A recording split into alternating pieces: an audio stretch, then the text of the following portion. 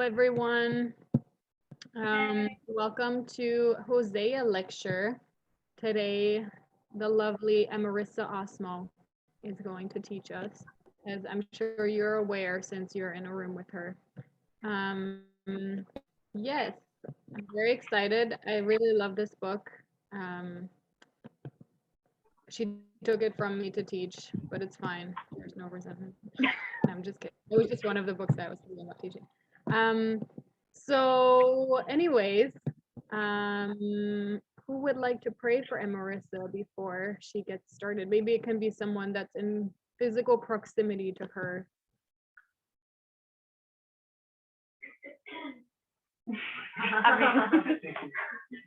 We're all close.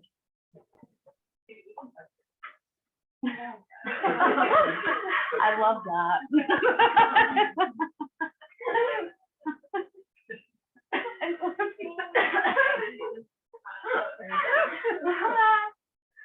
Oh, am I praying too? Yeah. Okay. All right, Lord, yeah, thank you for this time. Thank you that Amarissa can walk. Yay! Thank you that she is here. And we just thank you, Lord, for just allowing her to make a quick turnaround from finishing last term to being ready to start of this term. Lord, yeah, would you just bless her time teaching? Would you guide her to teach us what you want her to teach us, and would you open up our ears and our eyes and our minds to hear what you want to reveal to us through this book? In the name I pray. Amen. Amen. Amen. So, Cameron, do I push this button? No, left. Okay. Oh, yeah, it's cool.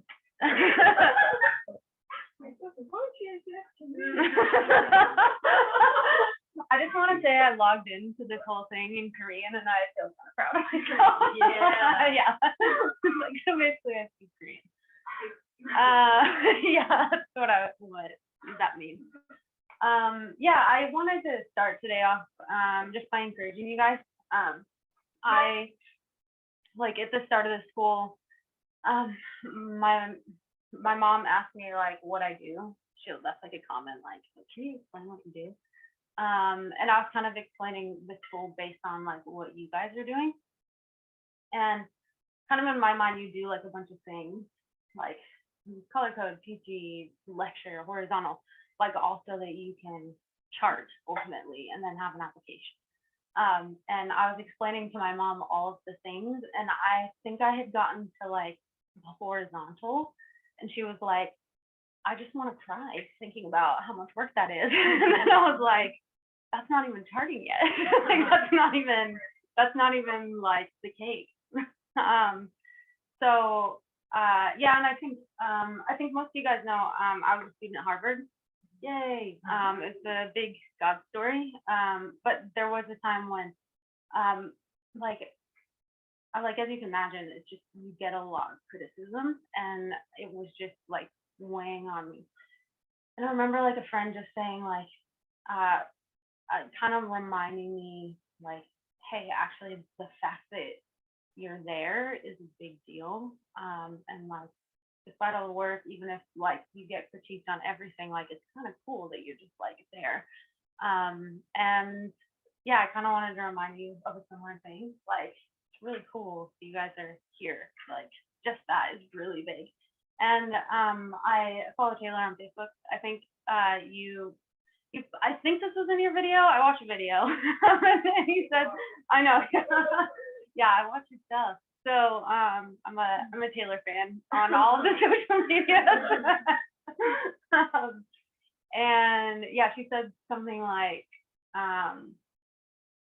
just at some point in the video, you were like, yeah, I wanted to take action and address my Bible illiteracy. And I was like, that's really cool. Like, you're like, hey, I don't know the Bible and I want to address that.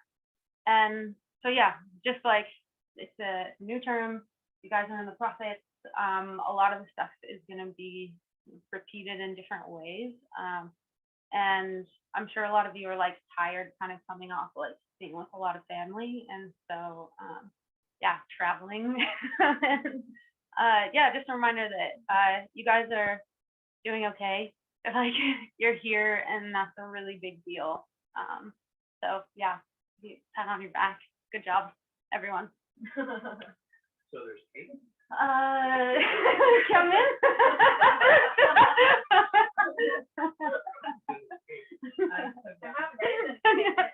Yeah, I know there's that. So we're gonna start off Hosea by just kind of a fun activity.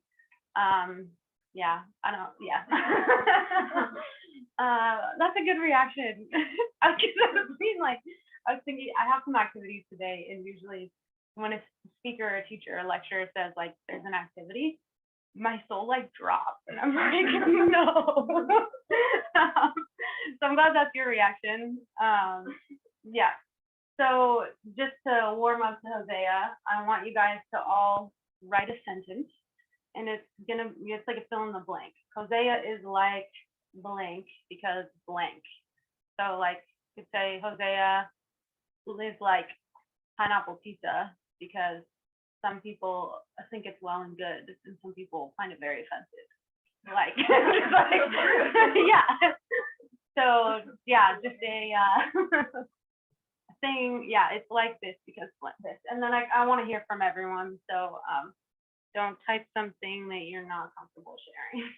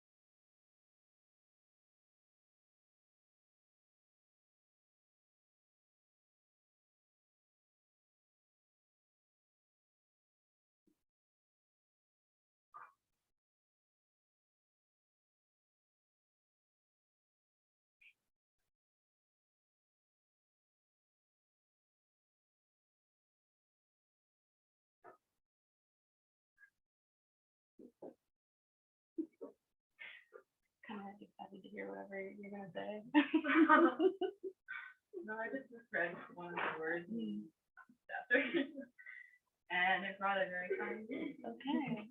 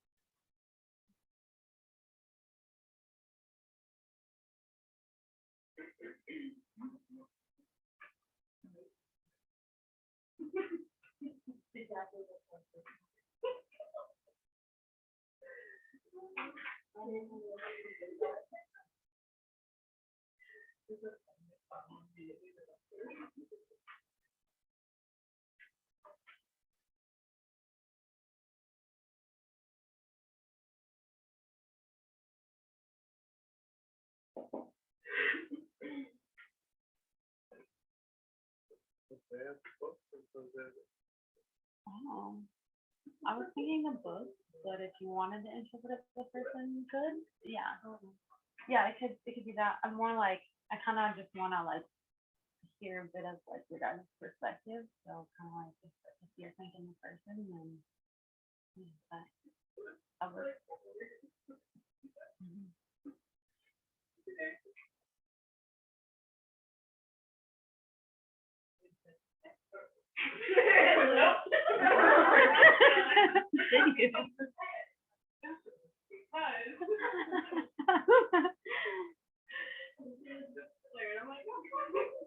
It's like I just want to see Ben's face on that one, but I don't know. He didn't hear it. We get in arguments over political structures, Ben and I. Yeah. Oh, you could join our group.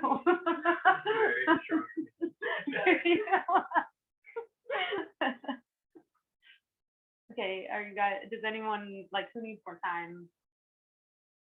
Yes, no, maybe? Okay. Yeah, going. You good? Same? Yeah, I can be done. Okay, let's start with Erica and then we go. So I finished. Hosea is like the Sudoku because because some people find such enjoyment from figuring it out, and others think that it is insane for you to enjoy because it doesn't make sense. Which are you on the spectrum? Okay. Love Sudoku, so.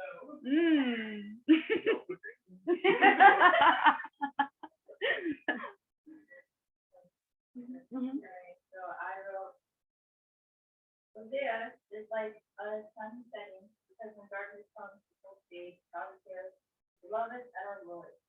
It cannot always be nice. Wow. I love that. Yeah. Who is it?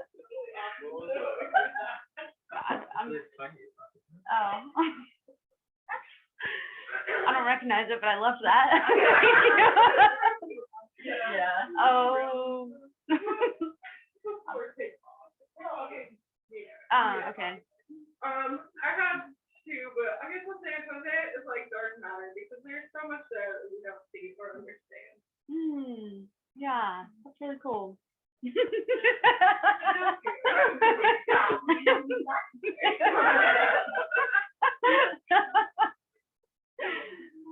I don't know if this makes sense, but I said that Hosea is like brick, it's tough, hard, and challenging to deal with. But as a brick is foundational to the building of something, Hosea is foundational to understanding the love, the conditional way that God works towards and treats.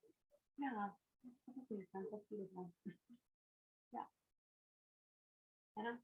I feel like Hosea is like maybe one of those guys in church you're growing up with and like you know like, oh, he's the guy who so like I know, oh yeah, Hosea's the guy who married somebody. Yeah. But then it's like, oh, you actually get to sit down with him and then suddenly discover there's a whole lot more to him and like what was going on, when he married the prostitute, why, and Yeah, I like that.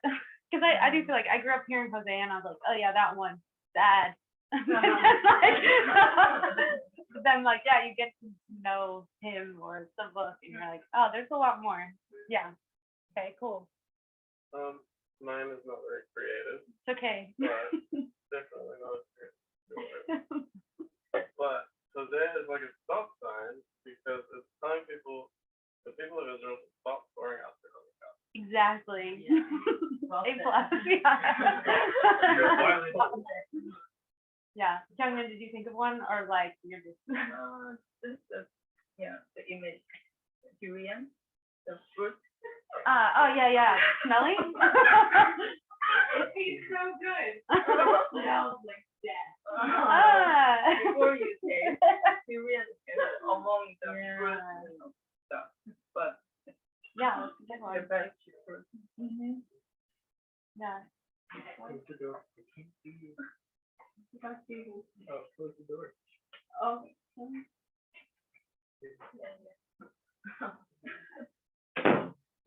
Okay, Hosea is the watermelon, hard from the outside, that he can endure to marry a prostitute.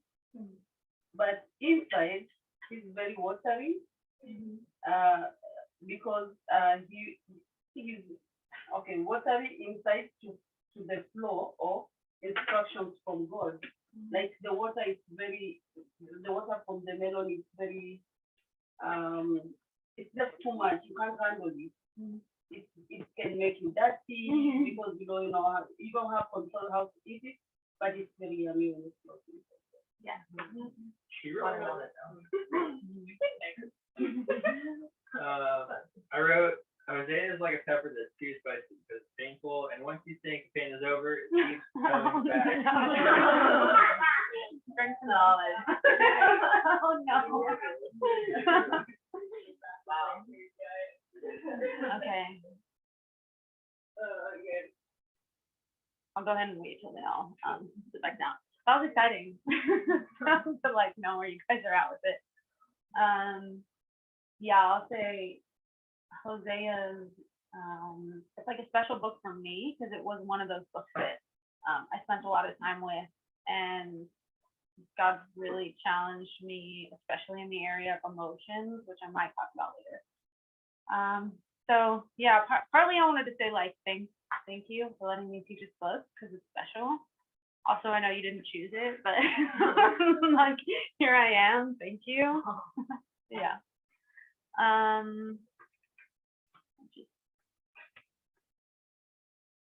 There we go. Things we'll cover today. Like I said, this is gonna be a bit more interactive of the teaching, so probably maybe like 50% interactive, 50% lecture. And because we're at the beginning of the prophet, kind of, and because you guys are teaching next week, yeah, it'll be good. Yeah.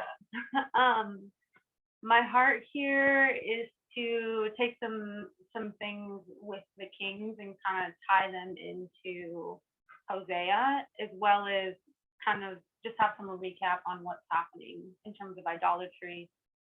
And then in the end, we're just going to interact with the text a little bit. And I think you guys will see that you really know a lot. So yeah. First, we're just going to do PRI stuff. Then we're going to look at some tools for the text and more poetry, but it's not super saucy, so it'll be fine. Yeah. And then we're going to interact with the text. So, Hosea 1:1. A good place to start.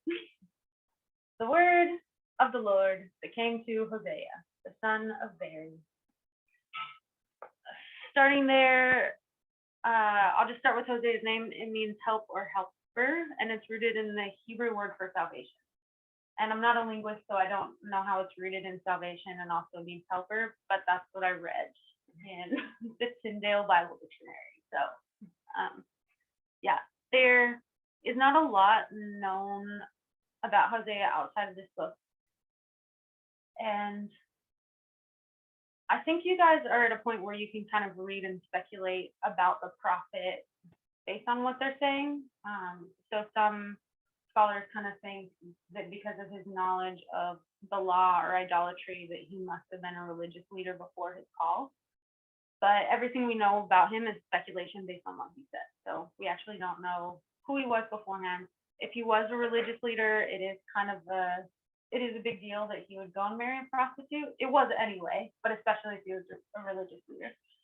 So stuff to say, what we know about him, what we can know about him is available to you in the book of Hosea. And I'll finish verse 1. In the days of Uzziah, Jotham, Ahaz, Hezekiah, kings of Judah, and in the days of Jeroboam, the son of Joash, the king of Israel. So this is where I'll ask you guys to pull up your king's timelines if you have them. Link.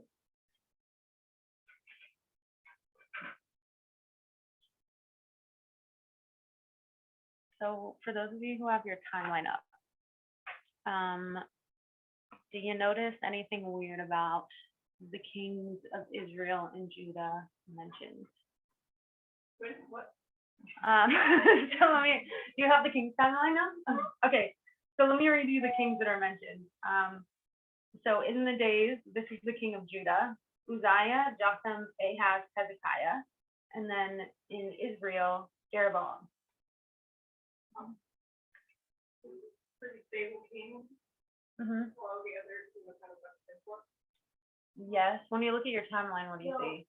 what I see is that after Jeroboam, there's a ton more things that are mentioned, even though they line up with stuff and they have to start up. So what I'm assuming out of that is that Hosea was like got kicked out of Israel and went down with Judah. Oh, I never thought that, but yeah, maybe. But yeah, I think just the biggest thing to notice is what is there, which is that all of these kings of Judah they overlap with a whole bunch of kings of Israel that aren't mentioned.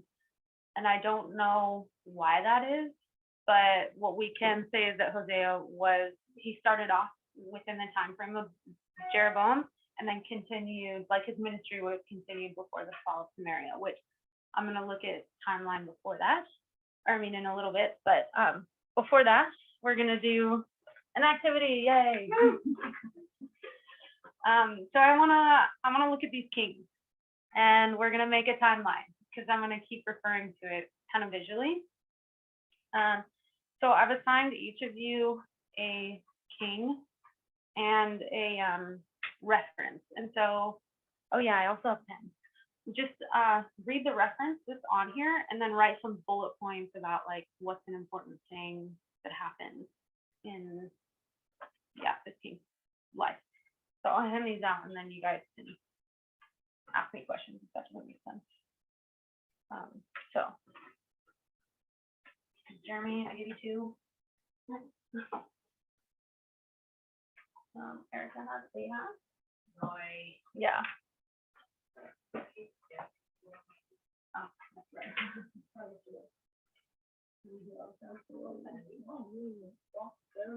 Thank you. What a compliment. Yeah, outside of context. Yeah, she's like shocked at how well I walk. It is shocking, right?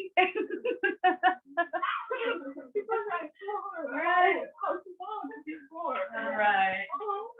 Yeah.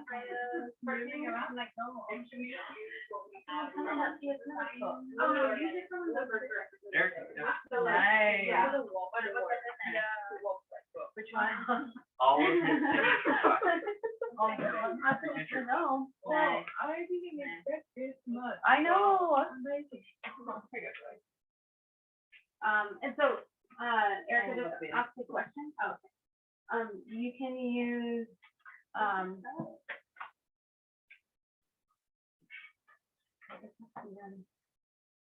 no, wait, sorry. One of these ones, sorry. I'll use pen. Yeah, but I realized I didn't assign Hannah one. So, yeah, I guess. I'm not sure. Yeah. You have a pen. No, really, it's okay. Yeah, they're a little positive. Okay, so Erica asked a question, and that's you write things from the passage that's at the bottom. Yeah.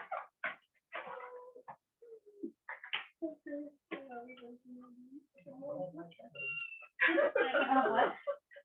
You use all my things. I know.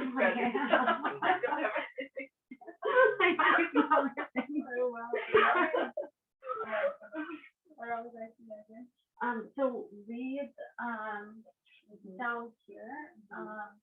Will you read this reference and then write bullet points of the important things that happen? Oh, and yeah, in that.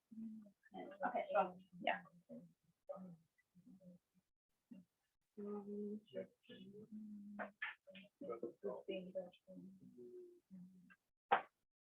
Yeah, once when I have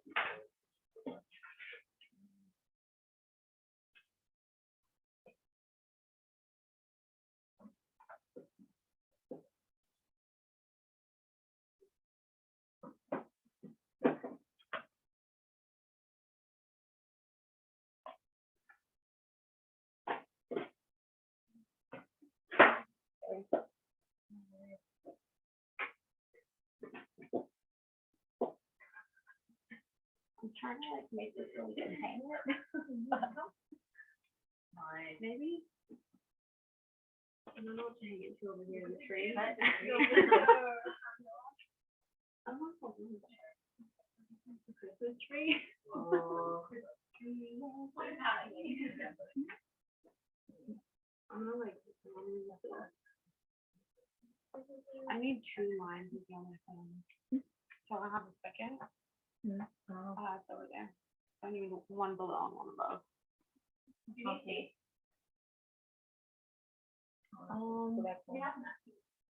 Wait, I'm not, I brought tape. I remember now. Hold up. Well, I remembered, I was thinking use tape as the last minute or like last resort because I didn't want to like fix the walls of the piano, but.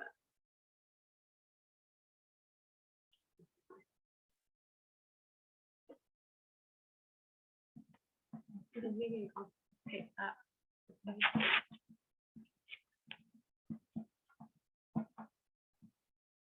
oh, this is what we can stick on the piano? Yeah.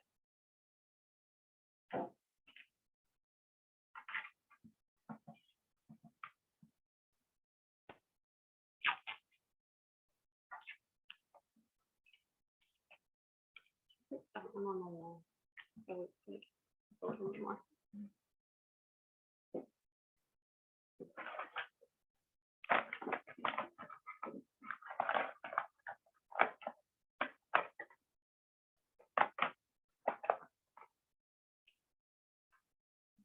Yeah.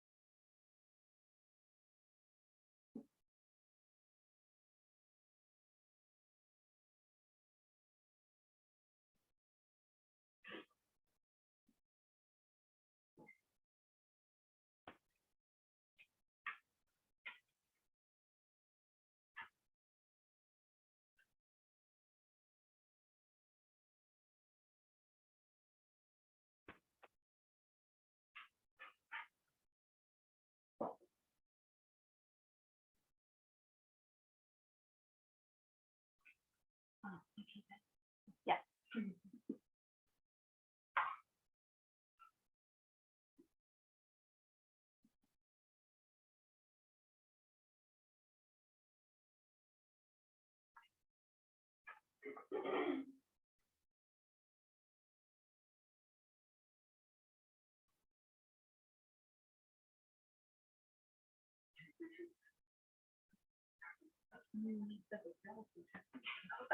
What?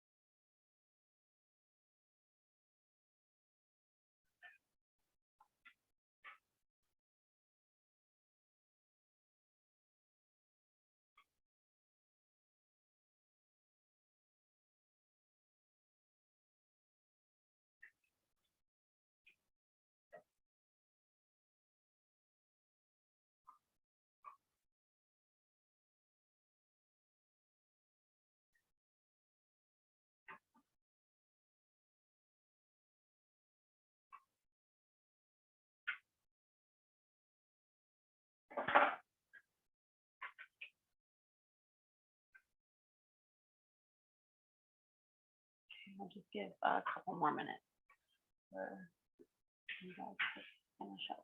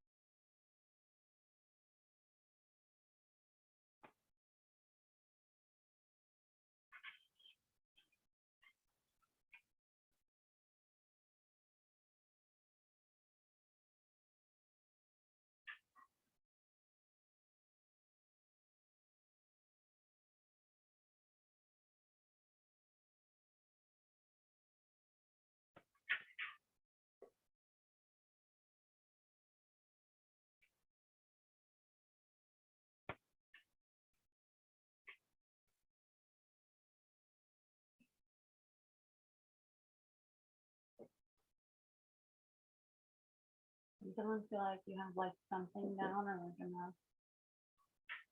Is there anyone who's like, no?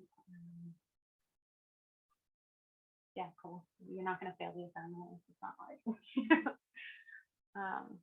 Okay, so what I'm gonna have us do is kind of pin each king to this line. The bottom line is gonna be Judah, and the top will be Israel.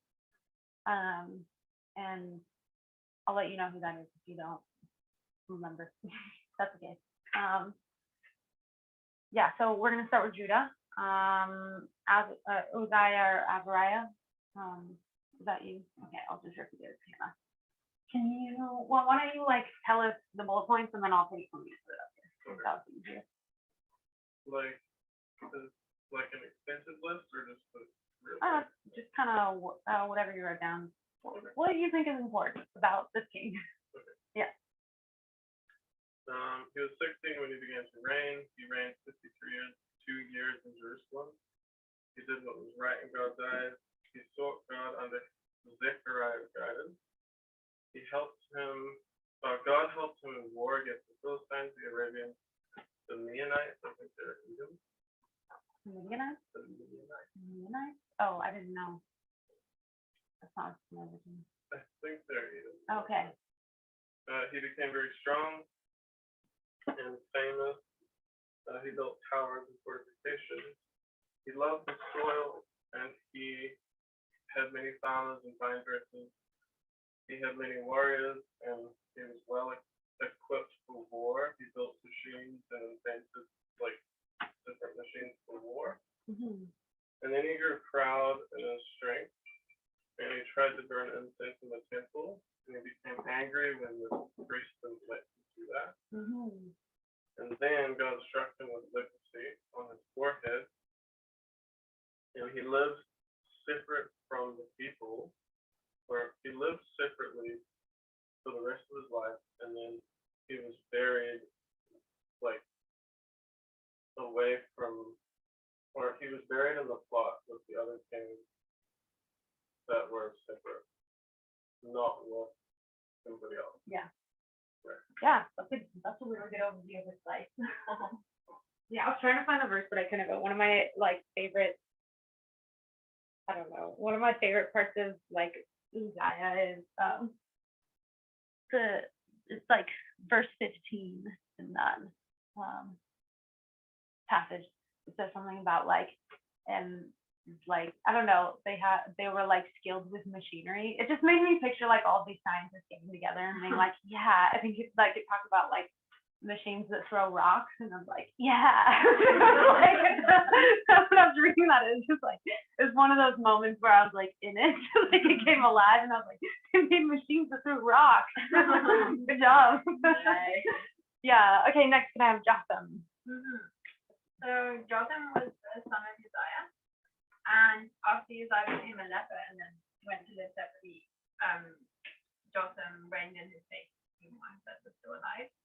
So he started reigning when he was 16, and he reigned for 25 years.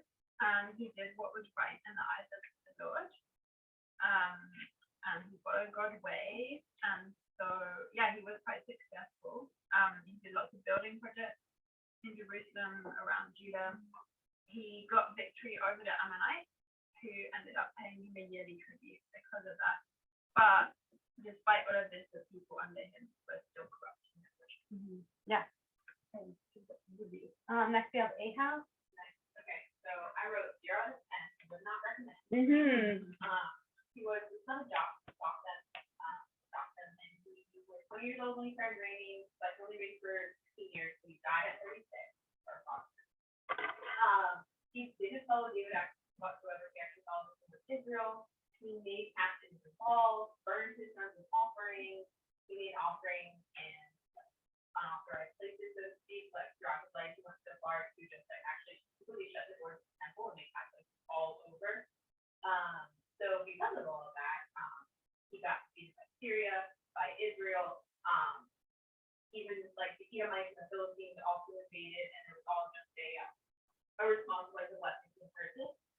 He went so far as to go and like try and become, well, he did become a vassal to Assyria, but instead of being strengthened and helped by Assyria, he actually just became more and more afflicted and took from the temple and were pagan in that sense. So that's when he started sacrificing to the gods of Syria, and like that's when he ended up looking for the temple. So because of all that, when he died, he wasn't buried with the king of Israel. And believe it or not, Hezekiah was his son. Wow. Wow. Thank you. You want me to? Yeah, we'll use it. Yeah. Thanks. Next we have, yeah, we're gonna come back to him, especially because he starts sacrificing to the gods of Syria. Yeah. Can I get Hezekiah part 1? Hello. Yeah. Hezekiah part 1.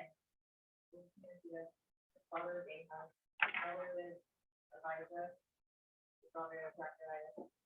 He was 25 years old when he came. He reigned 29 years. He lived to be around 54 years old. He did what was right and he wore life.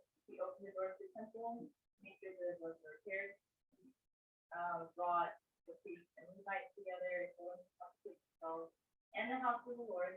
In his first month of reign, he made sure that the whole temple was clean, and that the altar and the utensil bowls were clean. He wanted to right the wrongs of the previous king and make peace with God. He probably reigned within the range of 727 to 66 BC. So he definitely reigned at 715 to 98. Okay. Cool. Thank you. And then before you go, I'm gonna read a quick passage, like Hezekiah interlude. It gets 3 parts, so you're welcome, Isabella.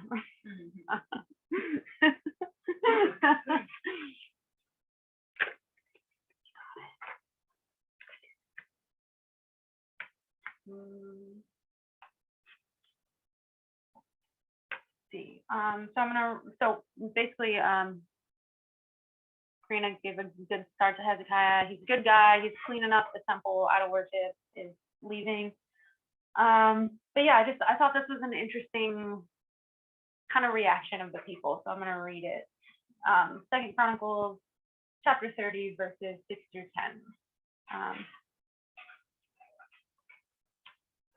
And this is, I don't think I went back far enough, but Hezekiah is like sending his letters to Israel. So couriers went throughout all Israel and Judah with letters from the king and his princes, and the king had commanded, saying, O people of Israel, return to the Lord, the God of Abraham, Isaac, and Israel, that he may turn again the remnant of you who have escaped from the hands of the king of Assyria. Do not be like your fathers or your brothers who are faithless to the Lord God, the God of their fathers, so that he made them a desolation, as you see. Do not be stiff-necked as your fathers were, but yield yourselves to the Lord and become his sanctuary, which he has consecrated forever, and serve the Lord your God, that his fierce anger may turn away from you. For if you return to the Lord, your brothers and your children will find compassion with their captors and return to this land. For the Lord your God is gracious and merciful and will not turn his face from you if you return to him. So the couriers went away from city to city throughout the country of Ephraim and Manasseh as far as Zebulun. But they laughed at them and to scorn and mocked them. However, some of the men of Asher, of Manasseh, of Zebulun humbled themselves and came to Jerusalem. So it just shows like the king is going out to the people and he's like, return to the Lord, and then people are mocking the king himself for saying, return to Yahweh. So I just think sometimes we don't hear the response of the people when the king makes a good decision, but this kind of adds like people are making fun of him for following Yahweh. So just showing the heart of the people. And with that, we'll go to Hezekiah part 2. Not me. Oh, that's you. Sorry, Joy. I thought it was you. He did what was good, right, and faithful. He obeyed the law and commandments. Sennacherib, king of Syria, invaded Judah. Hezekiah stopped all the water flowing. Just kind of crippled him, and he strengthened the city, building walls and such, and restored like people's faith, equipping them with weapons and whatnot.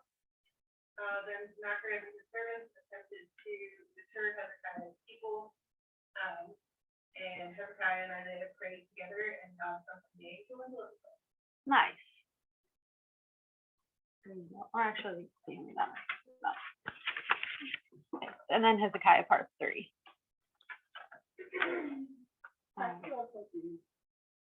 What was that? Oh, what did you say? Yeah, your part. And then it's kind of fun because I don't know, when I was reading, some of these have like crossovers, and one of them is Isaiah, and Hezekiah ends up in Isaiah, and I'm like, whoa, crossover episodes. So you guys are reading from Chronicles. This is the crossover episode from Isaiah. Nice. Yeah. Okay, so so here Hezekiah is actually faced with the real dead, because that's what the angel tells him to put it like this. And then Hezekiah prayed, and his prayer brings deliverance to the entire city, for himself as well, and the entire city from the hands of the Assyrians. And his life is restored for 15 years, for 15 more years. He actually defended his cause, I would say. That's what I've seen the important thing there. He defended his cause before God. Yeah. That I've done. So and then he's also his line. He displays it well to the Babylonians. Yeah, of which from the interpretation of the prophet here, it was not a good thing for him to do that. So because of that, I'll say here it was kind of pride of displaying his wealth to the strangers from Babylon, and that brought some just for judgment upon him. I'll say that. Yeah. Thank you so much. So this is why Hezekiah isn't really my favorite king.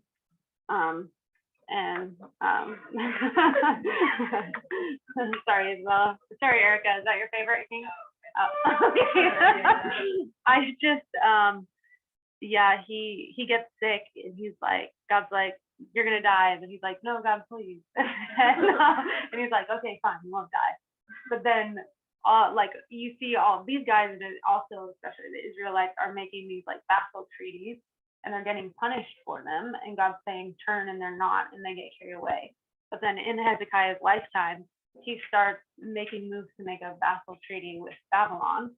And then God's like, all of your people are going to be taken over in the next generation. And he's like, well, it's okay. It's not my generation. So like, it's fine.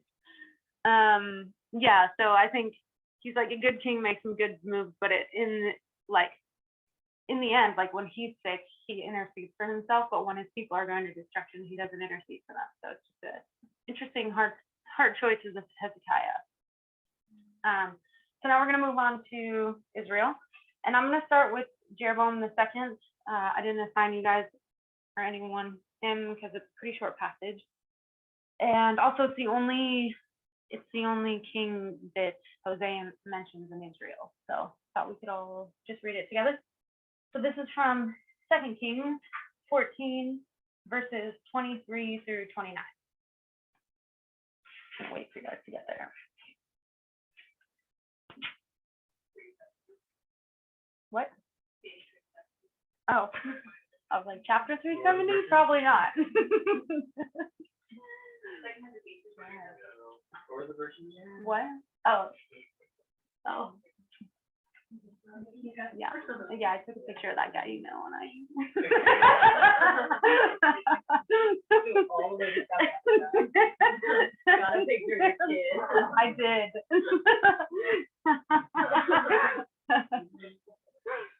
Okay, here we go. 2 Kings chapter 14, verses 23 through 29. In the 15th year of Amaziah, the son of Joash, king of Judah, Jeroboam, the son of Joash, both sons of Joash, king of Israel, began to reign in Samaria, and he reigned 41 years. And he did what was evil in the sight of the Lord. He did not depart from all the sins of Jeroboam, the son of Nebat, which made Israel to sin. He restored the borders of Israel from Label Hamath as far as the sea of the Arabah, according to the word of the Lord, the God of Israel, which he spoke by his servant Jonah, the son of Amittai, the prophet, who was from Gath-hepher.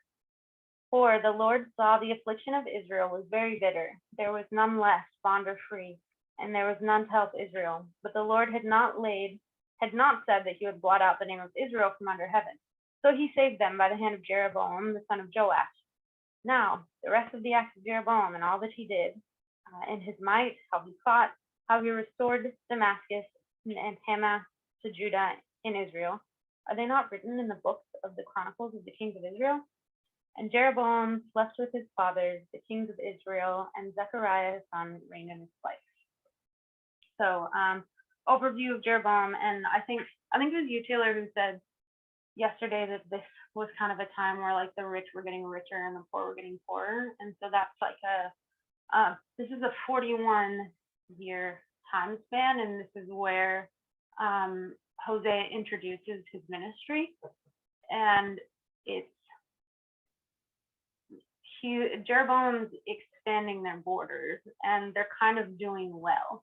And so from the perspective of at least people who initially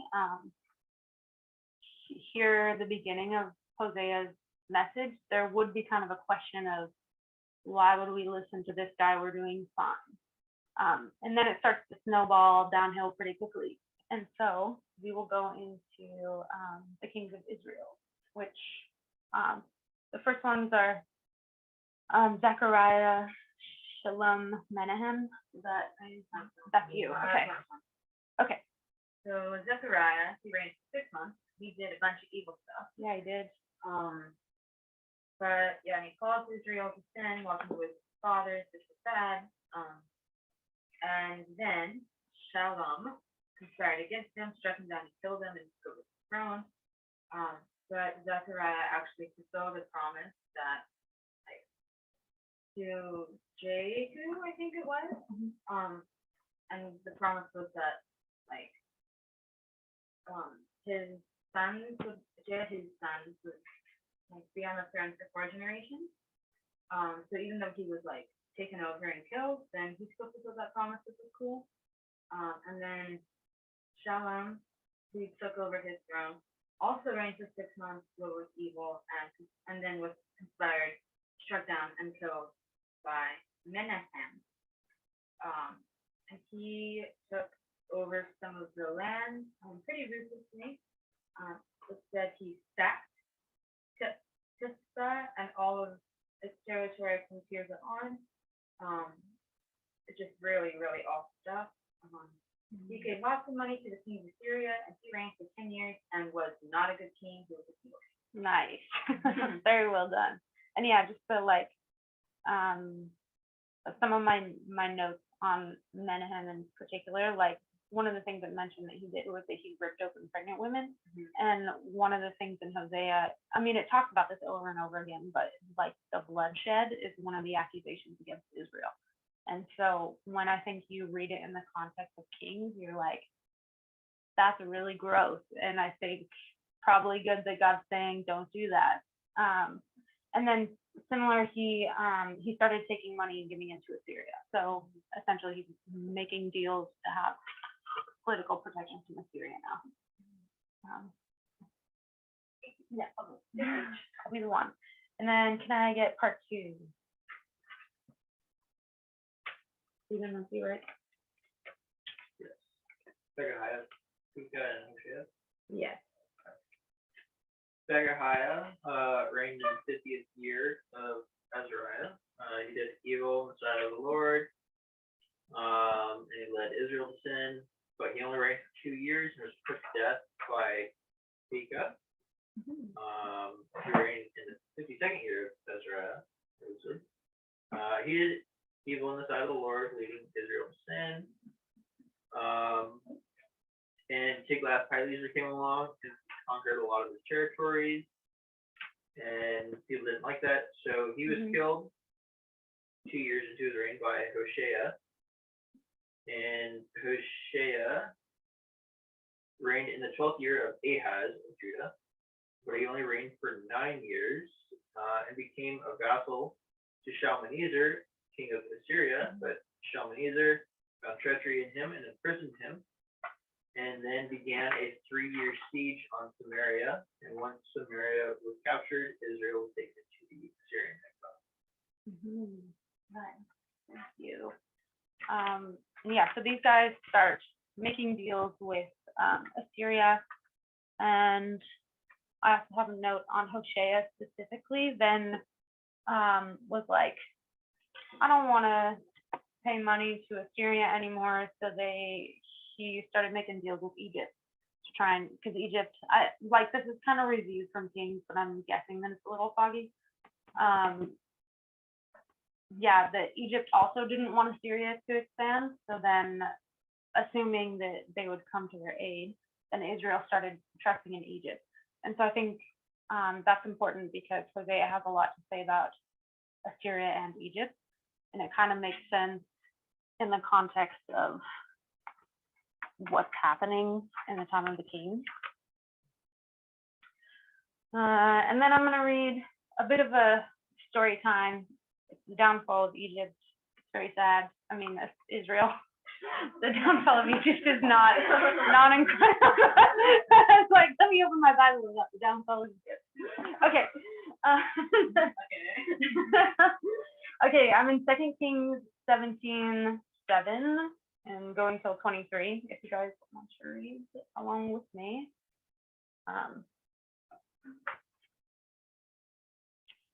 Page 373. And this occurred because the people of Israel have sinned against the Lord their God, who brought them up from out of the land of Egypt, from under the hand of Pharaoh, the king of Egypt, and had feared other gods and walked in the customs of the nations whom the Lord drove out before the people of Israel, and in the customs that the kings of Israel have practiced. And the people of Israel did secretly against the Lord their God things that were not right. They built for themselves high places in all their towns, from watchtower to fortified cities. They set up for themselves pillars and Asherim in every high hill and under every green tree.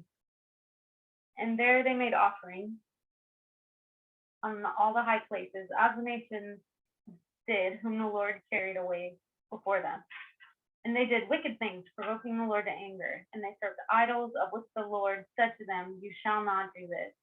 Yet the Lord warned Israel and Judah by every prophet and seer, saying, turn from your evil ways and keep my commandments and my statutes in accordance with all the law that I commanded, my commandments and my your fathers that I sent to you by my servants the prophets.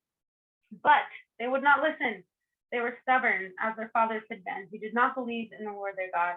They despised his statutes and his covenants that he made with his fathers, and the warnings that he gave them. They went after false idols and became false, and they followed the nations that were around them, concerning whom the Lord had commanded them that they should not do like them. And they abandoned all the commandments of the Lord their God, and made for themselves metal images of 2 calves. And they made an Asherah and worshipped all the hosts of heaven and served Baal. And they burned their sons and their daughters as offerings, and used divination and omens, and sold themselves to do evil in the sight of the Lord, provoking him to anger. Therefore, the Lord was very angry with Israel and removed them out of his sight. None was left but the tribe of Judah only. Judah also did not keep the commandments of the Lord their God, but walked in the customs that Israel had introduced. And the Lord rejected all the descendants of Israel and afflicted them and gave them into the hand of plunderers until he had cast them out of his sight. When he had torn Israel from the house of David, they made Jeroboam the son of Nebat king. And Jeroboam drove Israel from following the Lord and made them commit great sins. The people of Israel walked in the sins that Jeroboam did. They did not depart from them, until the Lord removed Israel out of his sight, as he had spoken by his servants the prophets. So Israel was exiled from their own land to Assyria until this day. Yeah, it's very sad. We have like a lot, history prior to this, but this is kind of the end right here of Israel. And I think the verse that stuck out to me, I'll read it again. This is the time period that Hosea is in. In verse 13, it says, yet the Lord warned Israel and Judah by every prophet and every seer, saying, turn from your evil ways and keep my commandments and statutes. And so I just think, where we are with Hosea is God warning them by every prophet and seer, and he's trying to get a hold of them so that this doesn't happen. But in Hosea's time, we're on our way here. So thank you guys for that fun timeline. It's like the activity. And now we're gonna, as I talk about the time in the space of Hosea, I'm just gonna plug some of these guys in here. And then go into some detail after that.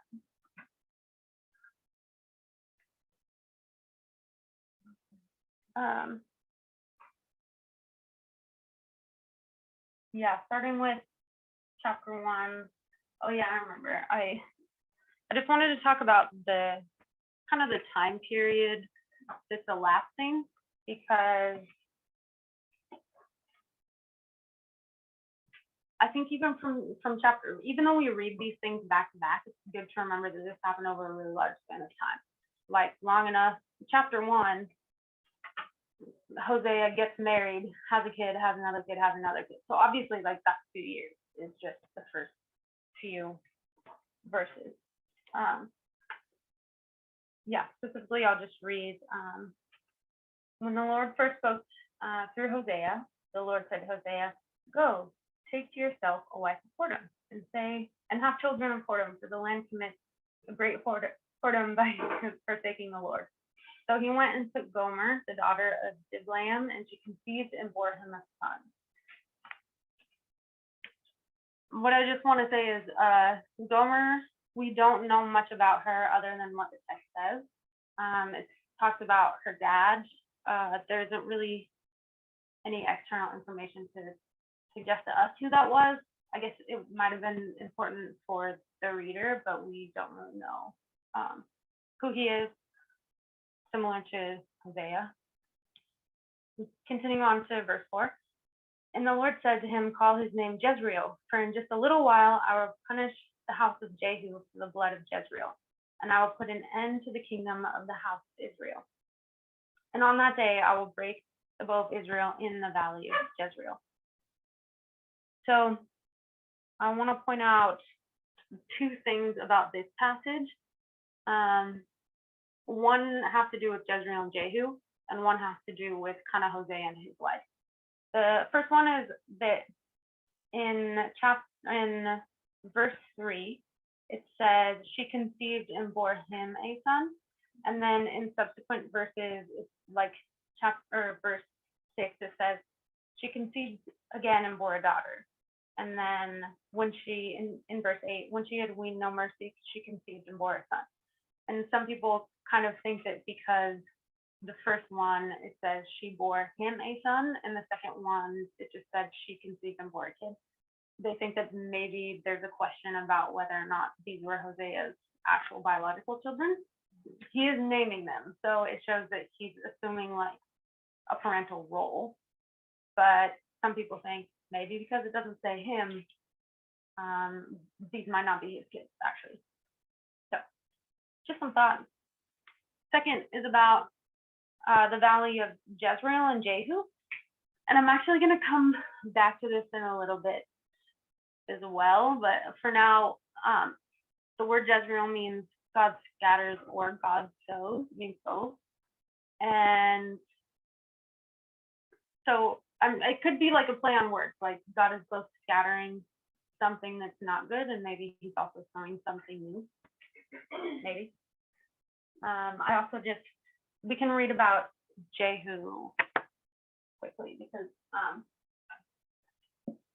the accusation here is against him specifically. So pull that. So if you guys want to turn, you don't have to, except for I'm gonna have someone read the next passage, but I'm gonna read from 2 Kings chapter 10.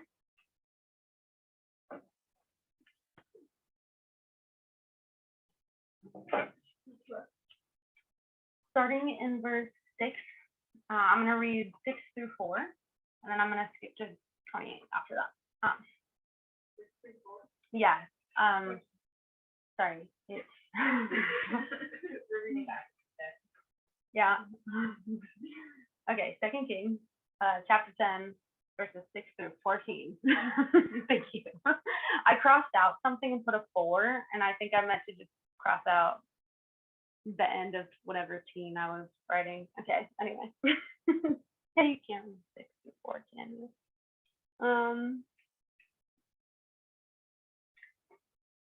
So then this is Jehu.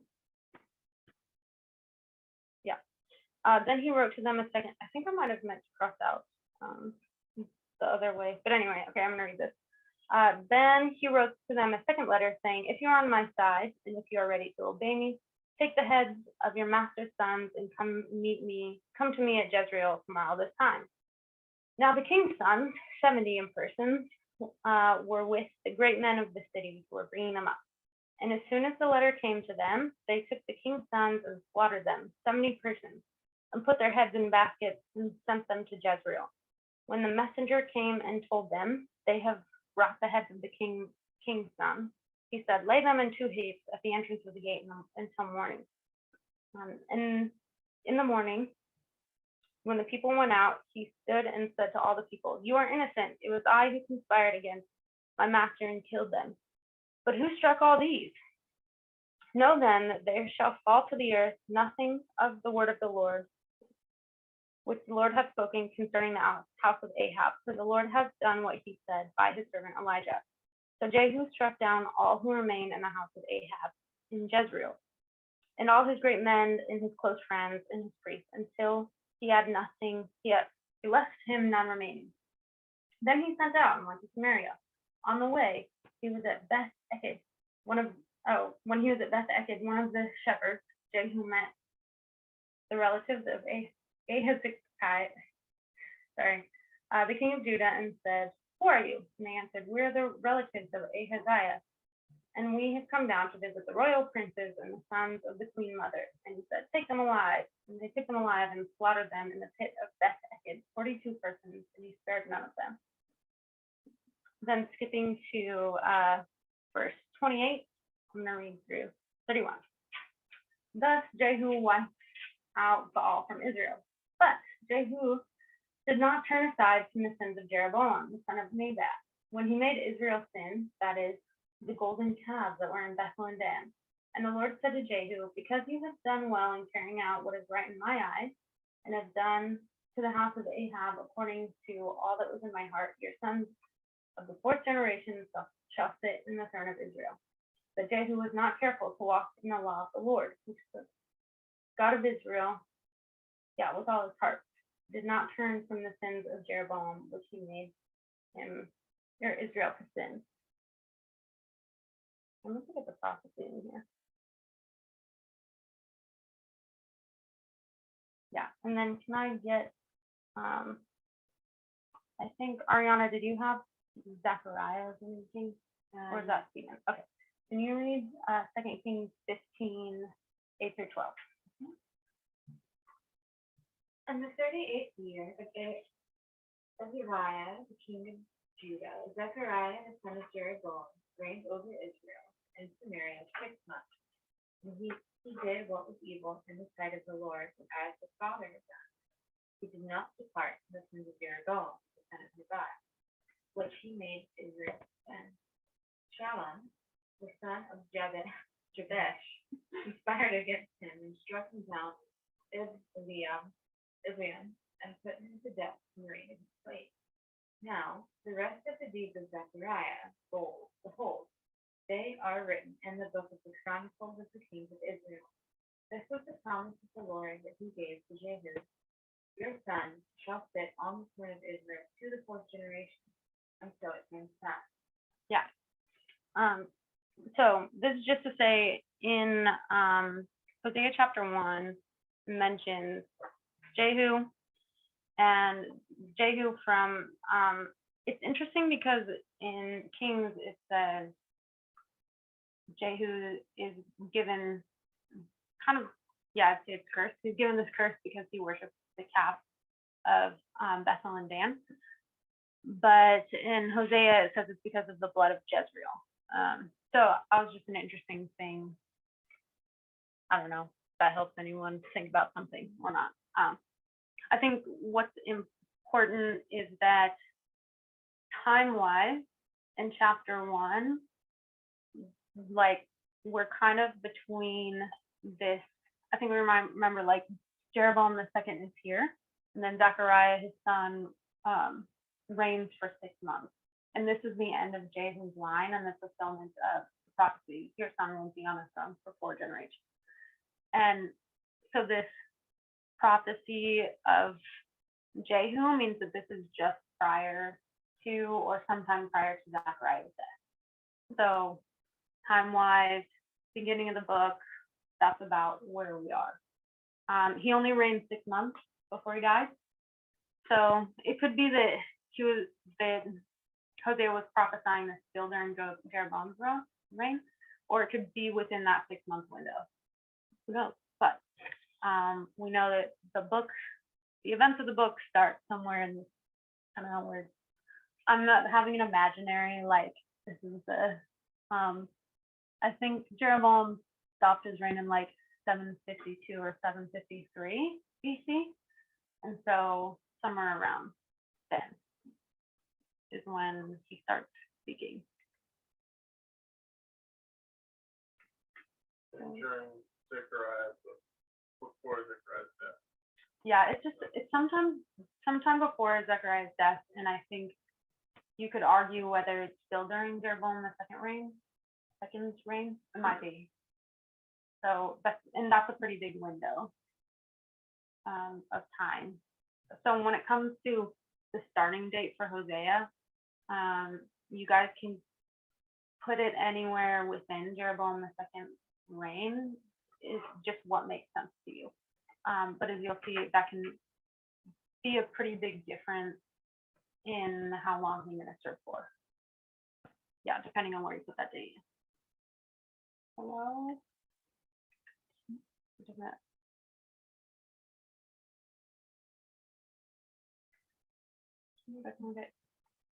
Perfect.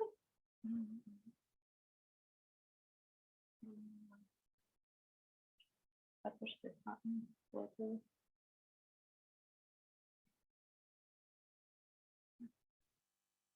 Okay. In chapter 4, verse 17 of Hosea, it starts using Ephraim, which we've talked about before as a poetic term for Israel. So just so you have some, I don't know, kind of relook at that, Ephraim is synonymous with Israel. And its capital is Samaria. And so when you see Samaria, it could be the city, or it could be synonymous with Ephraim, which is synonymous with Israel. Ben also covered this, and so I hope that I have some dates right. But what we do know is that Israel starts losing land until essentially at one point it's probably just Ephraim left. And I don't know, I just mentioned that Pekah is losing land. He's right here. So it could be that during Hosea's reign or Hosea's prophesying his ministry, it could be that Ephraim is all that's left toward the end of what he's prophesying. And then we also have references to going to Assyria, and then we have Menahem and Hosea having vassal relationships with Assyria. So tie that in. Similar to Egypt, after the vassal relations with Egypt, where's Hosea? This guy. Sorry, after the vassal relations with Assyria, Hosea starts going to Egypt for help. And this is just before their fall in 722. So we know, kind of, and this, me, picking these dates within Hosea, in terms of the verse reference actually being aligned with that event, that's interpretive, especially because I personally don't think there's a good reason to assume that Hosea is chronological. You can, and my slides are kind of laying it out in a line, but it's more just to attach certain verse references to potential events. So this could be chronological, it could also not be.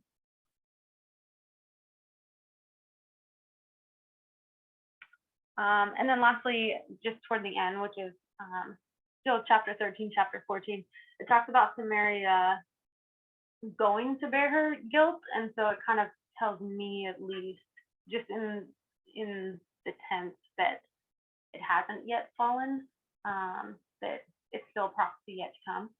And so maybe everything that's spoken so far is prior to 722.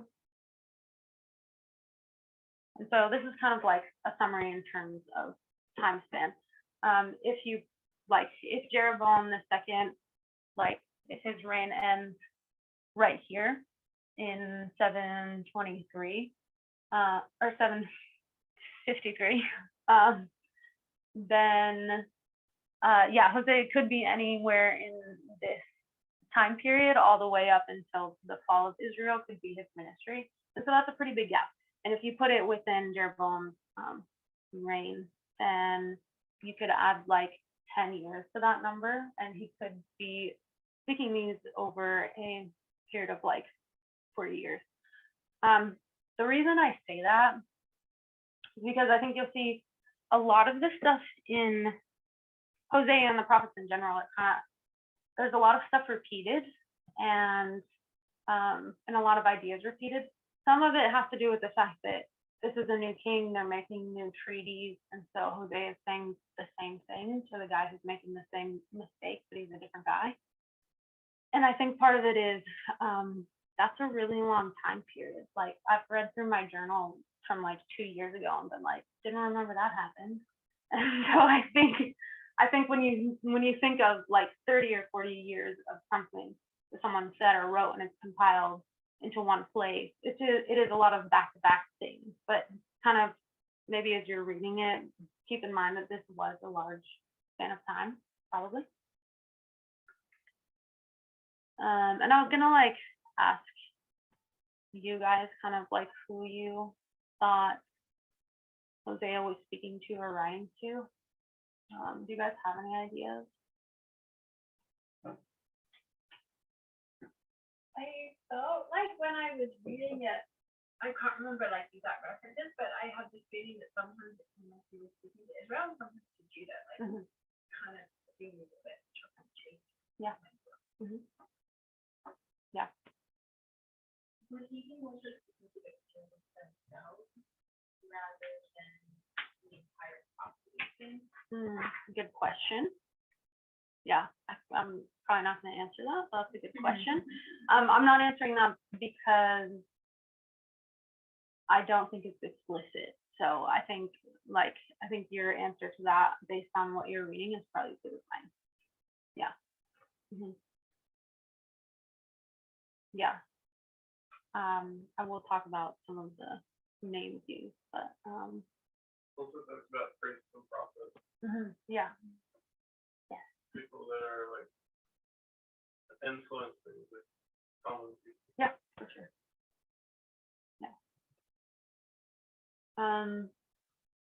Yeah, and I think the big questions that arise kind of with what Hannah was saying is that you have like Israel and Judah being mentioned. So some people, because as you go through the text and maybe you're just observing the wheres, Israel's a lot more common, and so some people kind of, what they see from this is that it was spoken initially to Israel right before their fall, and then it was written to Judah like as a warning to them. So he would have compiled it all in order to give Judah a warning of, this is what happened to Israel. Don't let it happen to you. So some people, that's how some people interpret it. At the same time, it doesn't have to be that. You guys can kind of play around with what makes sense based on what you're reading. Oh, it's working now. And then similarly, like the from where question, I'll just say that's dependent on what you decide who it's to. So if it's to Israel and it's written to Israel, he might have written it in Israel. There might be a different answer if he's speaking to Israel, but then he goes into exile and then it has to be written from exile. So those are some options. A last option is that some people believe that pretty much there's no question that Hosea is the one speaking it. Some people think that he wrote down separate poems and that there was someone who found these poems and compiled them for Judah. So you might have a separate compiler. And then the compiler mostly, I think it's most relevant to the last chapter, verse 9. I think that was an addition and not actually what Hosea said.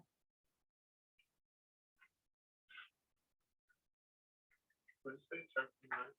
Oh, sorry, no, it was verse 9, chapter 14. Yeah.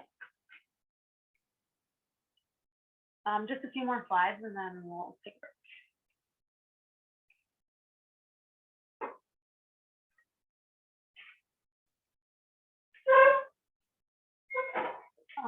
Yeah, the reason I just want to do like a few more slides is because I'm gonna look at some details. So we're gonna look at a few details and then break, and then we'll go broad picture. So you're welcome. Here's some options for structure. You guys don't have to go with any of these. This is just like things to look for, because I think Stephen said yesterday, like, Amos is very kind in terms of how he structures things. But I realized Amos is not. So I wanted to give you, or Hosea is not. So some options, these would be like your sections. So not your big divisions, not your segments, but the sections. And then these are tiny, but my references are at the bottom. The big reason why I have the references is because this one I pretty much stole from a Tyndale Bible commentary. So the other two are summarized from SBS material. So it could be that there are 3 cycles. So it starts with a narrative of Hosea and Gomer, and then there's the cycles are, it's a mix between sin and judgment, but it always ends in restoration. So it could be like cycle 1, 2, and 3. And then if you wanted to use that structure, you would just have to title those in a way that makes sense, what those cycles are, why they're different.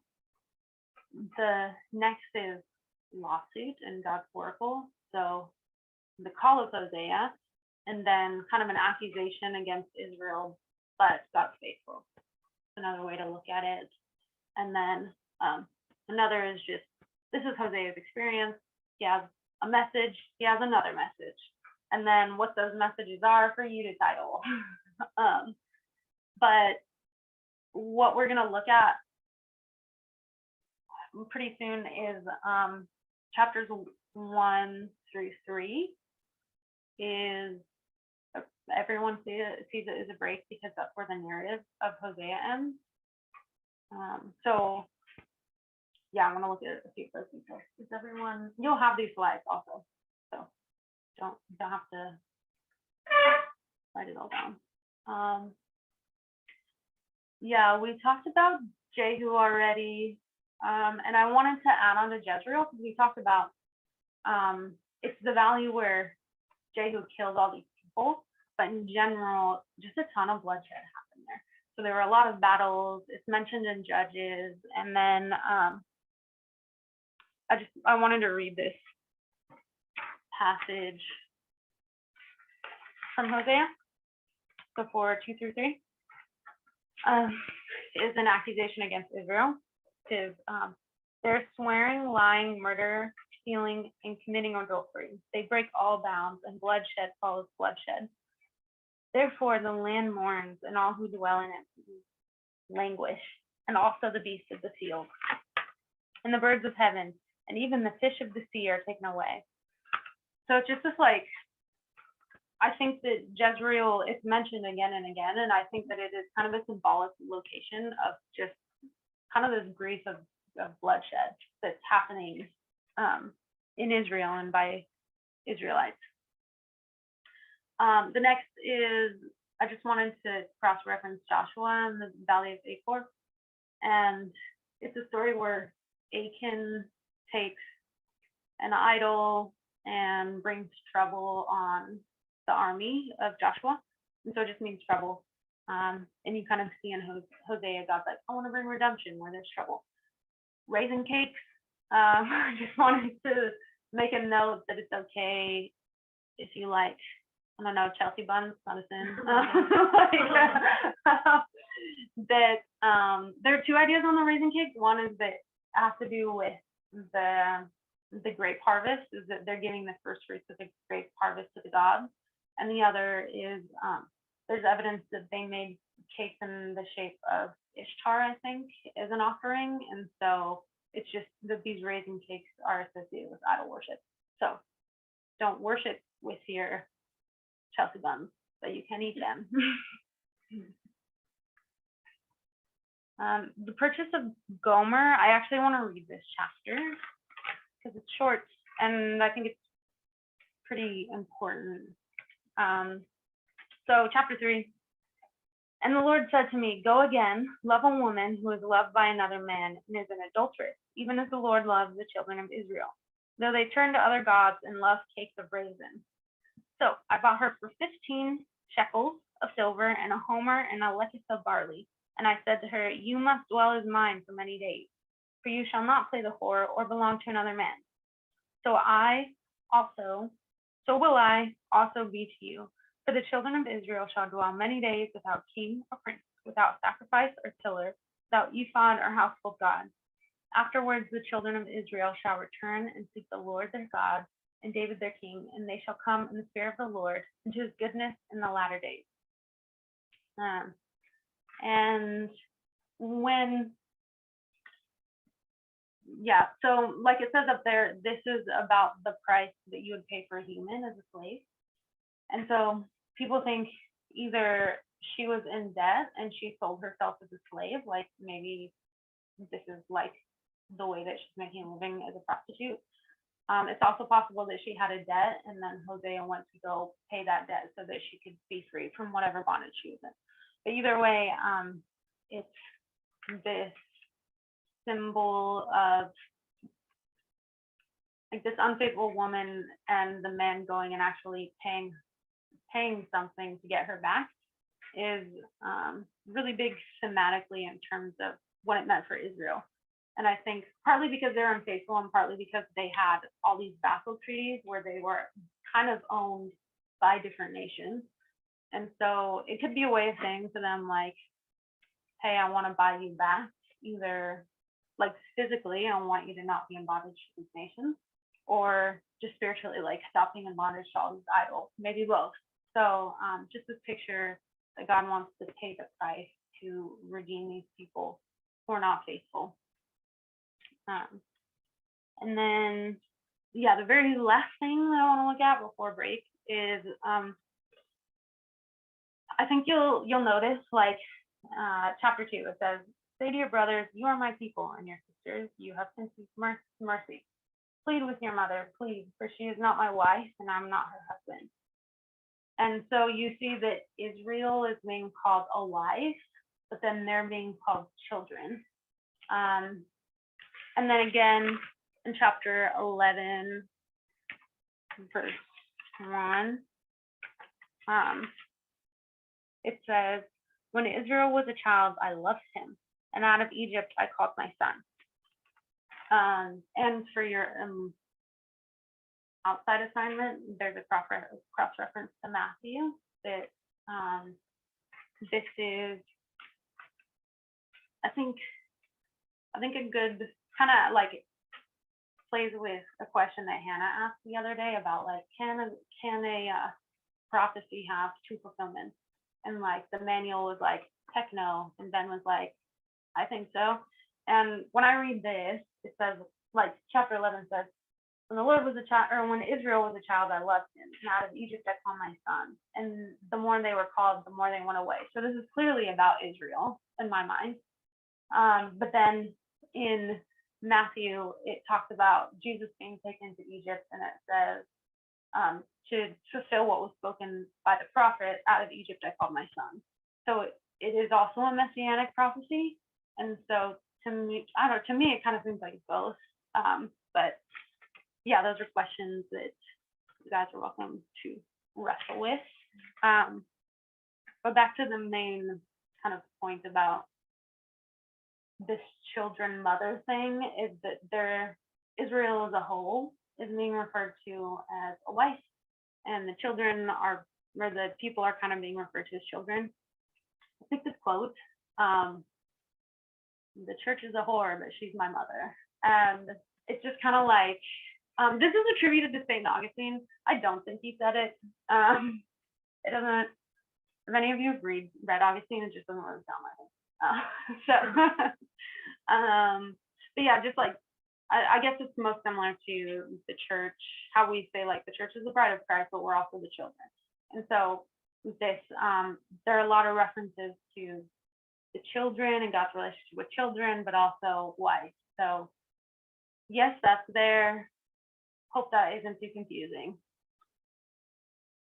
Yeah, and with that, we'll break, and we're gonna watch Roger Rabbit when we come back. Okay. Yeah. Cool. So come back. Welcome. Okay. Wait, did you take a 15-minute nap? Is that a thing? Oh yeah. It's yeah. Okay. So this clip is kind of long. We're gonna watch 2 clips. So the story is about, I don't know, a representation of God being cheated on, essentially. And this is kind of a silly clip, but this is when Roger Rabbit finds out his wife is sleeping with someone else. No, actually, that's not true. She's playing patty cake with someone else. Yeah, so I guess like, to me, this is just a representation of like all the emotions of it, because this book's very emotional. So I want to feel like something about emotions, and this is how Roger Rabbit responds. Oh, do you know how to make the sound come out? When you share the screen, you check the sound thing. I don't know. It's on Korean. It's in Korean.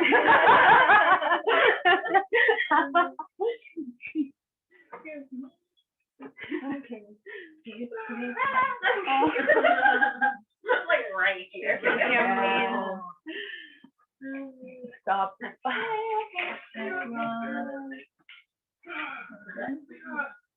Blowing like Moses.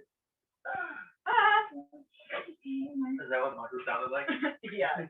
Like what?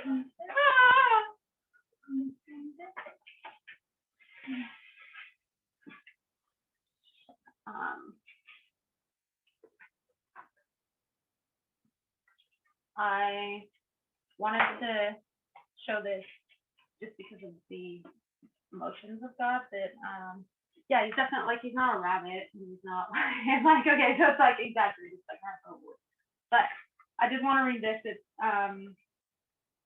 chapter Hosea 2 and I'll read 13 through 50. And this is God saying, I will punish her for the feast days of the Baal, when she burned offerings to them and adorned herself with the ring and jewelry and went after her lovers and forgot me, declares the Lord. Therefore, behold, I will allure her and bring her into the wilderness and speak tenderly to her. And there I will give her her vineyards and make the valley of Achor a door of hope. And there she shall answer as in the days of her youth. So it's just like, it is very, very emotional. Like, definitely not like this extreme and not this silly, but you kind of sense the actual emotions of someone who, yeah, has an unfaithful spouse. This is a really painful experience, and it almost seems like God is feeling these emotions of like, I'm gonna take back everything that's mine. I'm gonna take back the stuff that you said your lovers gave you, but it was always mine. And then I'm gonna take you into the wilderness, and I'll have you back. And it kind of, I don't know, reminds me of Roger Rabbit. And he's like, we're gonna be happy again, happy. And then I wrote her a love letter. So just a switch, and I wanted to point that out, kind of specifically from my journey. This was the hardest part of Hosea for me. I mean, on top of Hosea's call was really hard for me to wrestle with, but same with seeing emotions of God, because emotions to me seemed unsafe because they seem inconsistent. God's not inconsistent, and so it was a really hard thing for me to reconcile that God was feeling actual emotions. And so yeah, just a piece that I wanted to bring up, but also wanted to read chapter 11. Yeah, 11 verses 7 to 9.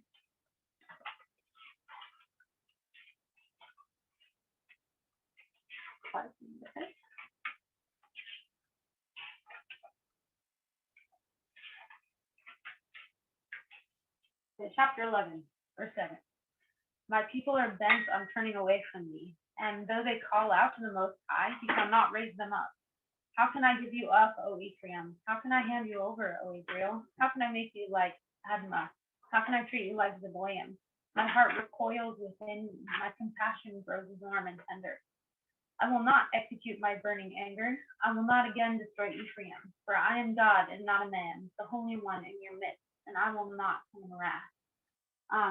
So I just see the sense of God is experiencing and showing all of these emotions in this hurt, and yet his response is still commitment, or like his middle response is redemption. And so yes, he's feeling emotions, but he also says, I am God and not a man. So just the emotions, and also safety in these emotions that seem really messy and not safe, I think is something within this book that's worth noticing, wrestling with, those kind of things. And yeah, so this is all right, read some other verses that I have. This is emotional plea because of the bloodshed, because of idolatry. but also because they don't know him anymore. I think you guys remember they were no longer really following the law, and the law, the festivals, those kind of things told them who God was. And the yearly reading of Deuteronomy was supposed to tell them their history of Yahweh with these people, and they weren't reading it, so they had no idea who Yahweh was or what he wanted. So I just wanted to read these verses as well. Verse 4-6. My people are destroyed for a lack of knowledge. Because of you, priests, they have rejected me. And 5-6. For I desire steadfast love and not sacrifice, the knowledge of God rather than burnt offerings. And this next section, I'm going to talk about, they didn't know who God was, so what did they think of him?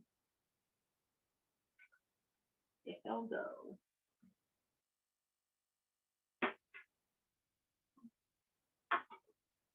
Oh, it's over on the screen, but I can change it from here. Here we go. Okay, could someone pull this up? I think seeing someone. Someone.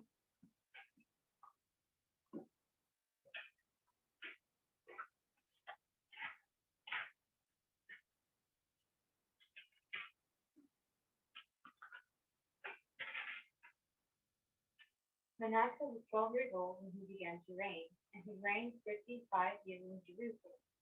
His mother's name was Hepzibah, and he did what was evil in the sight of the Lord, according to the despicable practices of the nation, and the Lord drove out before the people of Israel.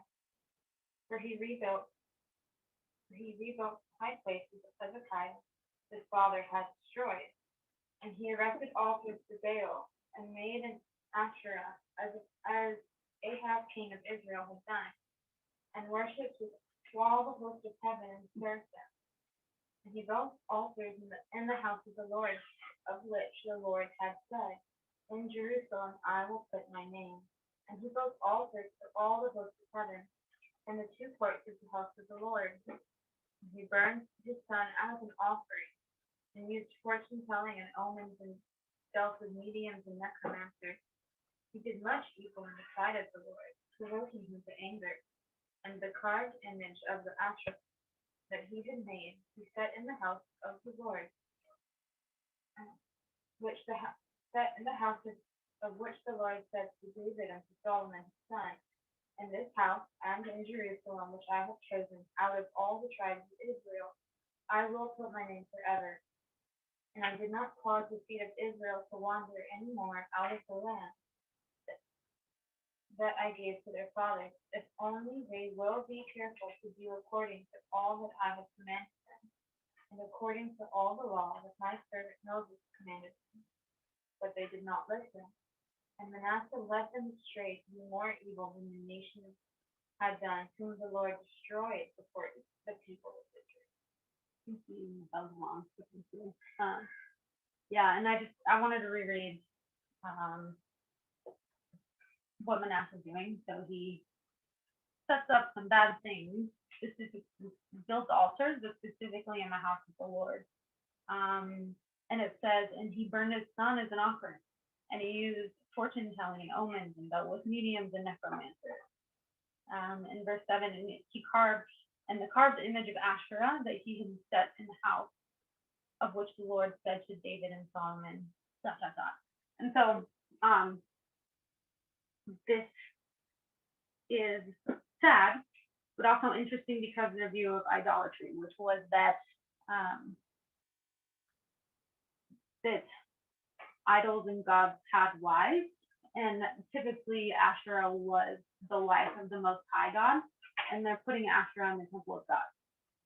So it's possible that what they're saying is that, like, if this is the Most High God, clearly he needs Asherah as his wife. Possible. Also possible that they just are like, no, this is the all temple, even though it was God. Yeah. Either way, we're going to take a look at two of these idols, and I'm going to talk about them a little bit more.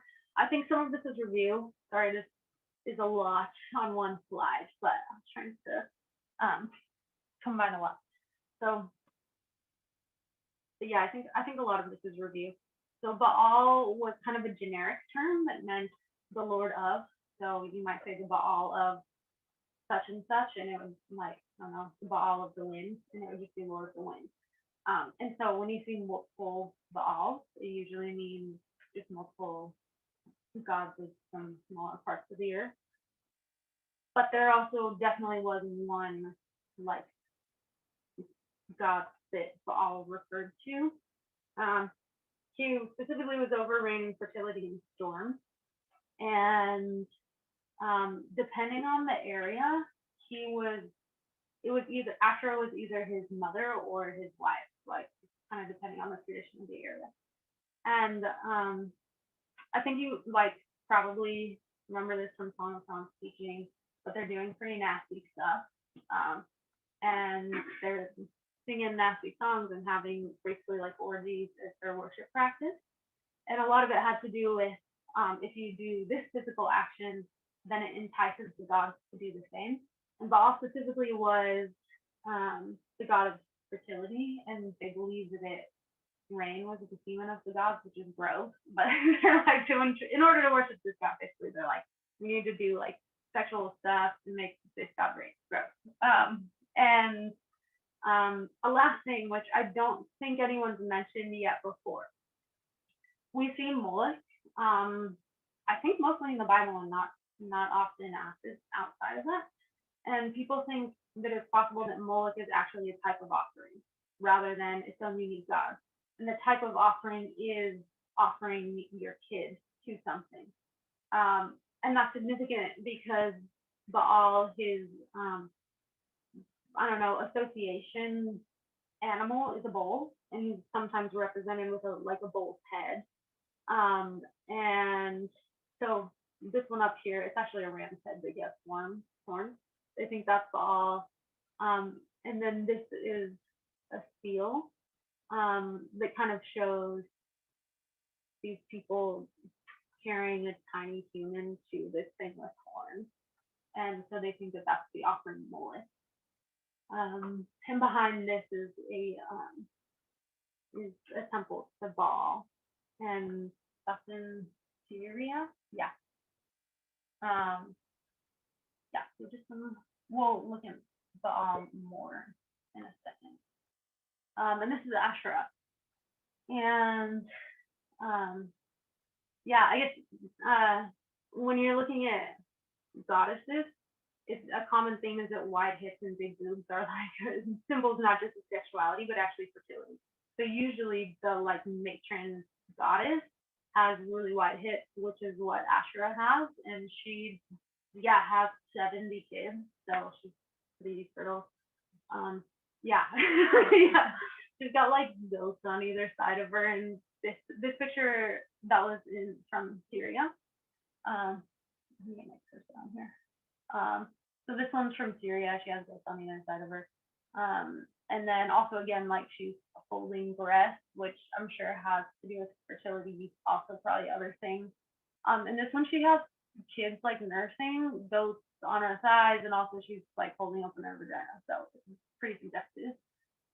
But I think the important thing about these is that aside from this one from Syria, these were all excavated in Israel or Jerusalem or in Judah.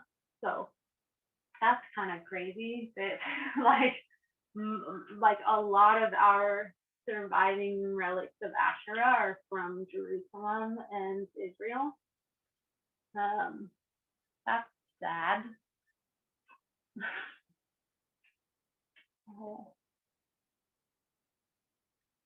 I think I found out the system. Can I get, I think if the cursor's on this screen, then this works. Got it. Nice. Yeah. Can I get someone to pull up that reference? Would you say then that Yeah. likely Israel was never a monotheistic belief system? It's hard to say. Like I think in like Genesis we talked about hedonism, which is like maybe Yahweh was the most important God.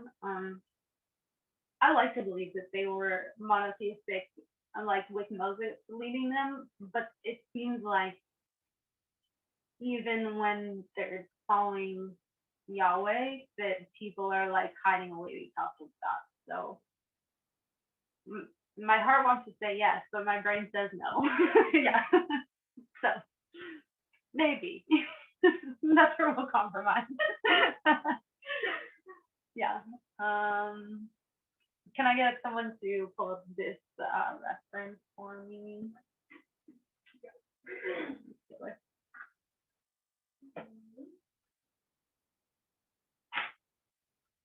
And Jeroboam said in his heart, now the kingdom will turn back to the house of David. If this people go up to offer sacrifices in the temple of the Lord at Jerusalem, then the heart of this people will turn again to the Lord, to Rehoboam, king of Judah, and they will kill me and return to Rehoboam, king of Judah. Yeah. So the king took counsel and made 2 pounds of gold. And he said to the people, you have gone up to Jerusalem long enough. Behold your God, O Israel, who brought you up out of the land of Egypt. And he set one in Bethel and the other he put in Dan. And this thing became a sin to the people. Went as far as Dan, the one before. He also made temples on high places and appointed priests from among all the people who were not of the Levites. And Jeroboam appointed a feast on the 15th day in the 18th month, like the feast that was in Judah, and offered sacrifices on the altar as he did in Bethel. So he did in Bethel, sacrificing the calf that he made. And he placed in Bethel the priests of the high places that he had made. He went up to the altar that he had made in Bethel on the 15th day in the 8th month, in the month that he had devised from his own heart. And he instituted a feast for the people of Israel and went up to the altar to make offerings. Thank you. So fill in that blank. This is to ensure the kingship. So this is in verse 26. Jeroboam said in his heart, now the kingdom will turn back to the house of David if these people go and offer in the temple of the Lord at Jerusalem. So he sets up these idols in the location because of his own royal standing, which is interesting because God's the one who instituted him as a king in the first place. So he didn't trust that God could keep him there. And then Erica, can you read this reference in 2nd Chronicles?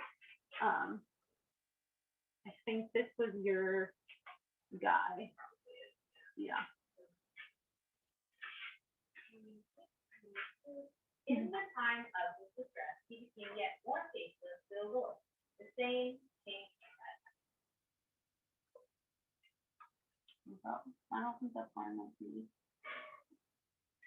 Oh yeah, through 23. Sorry. Where he sacrificed to the gods of Damascus that had defeated him and said, because the gods of the king of Syria helped them, I will sacrifice to them that they may help me. But they were the ruin of him and all of Israel. Oh no. Yeah, so just this, he's like, there's this idea that whoever's God is most powerful gets the military defeat, so it makes sense to worship whatever God is most powerful. So in this time, Syria had defeated some armies of Israel, and so Ahaz is like, hey, here's a good idea, sacrifice to their gods because they're obviously more powerful than our gods. When in fact the prophets were telling him, your God's more powerful, you're just not worshiping him. So to ensure military power. And this is this up here is Baal. This is a king, I think, of Assyria. And this is a knife, just so no one wonders. Yeah, it's like yeah, it's a pretty like peculiar looking placement for a knife. Anyway, yeah, knife, sword. It's if you look closer, it's like in like a sheath. So yeah. Yeah, and it's like his protection is touching the king, and then his spear is like before the king. There's also his throat. I think he's also on top of the sea, which if you guys remember, that's like chaos, and so he's kind of this like, I'm above chaos, I'm protecting this king. So yeah, if you worship these gods that are gonna protect you, you'll be like this little king who's just under his sword. But then also they worshipped for food and crops, wealth and fertility, which we've looked at, I think, extensively. So if you have questions, let me know. I feel like maybe you guys have heard that a lot. These are offerings to Ishtar, I think, and they are naked, so those are not swords. And they are, yeah, giving their food and giving other things, their bodies, that kind of stuff, with the expectation that the goddess would give things back to them. So that's why. And then, yeah, you're gonna say something. Have you come across any type of ancient Near Eastern religion that values like sexual like purity outside of like God?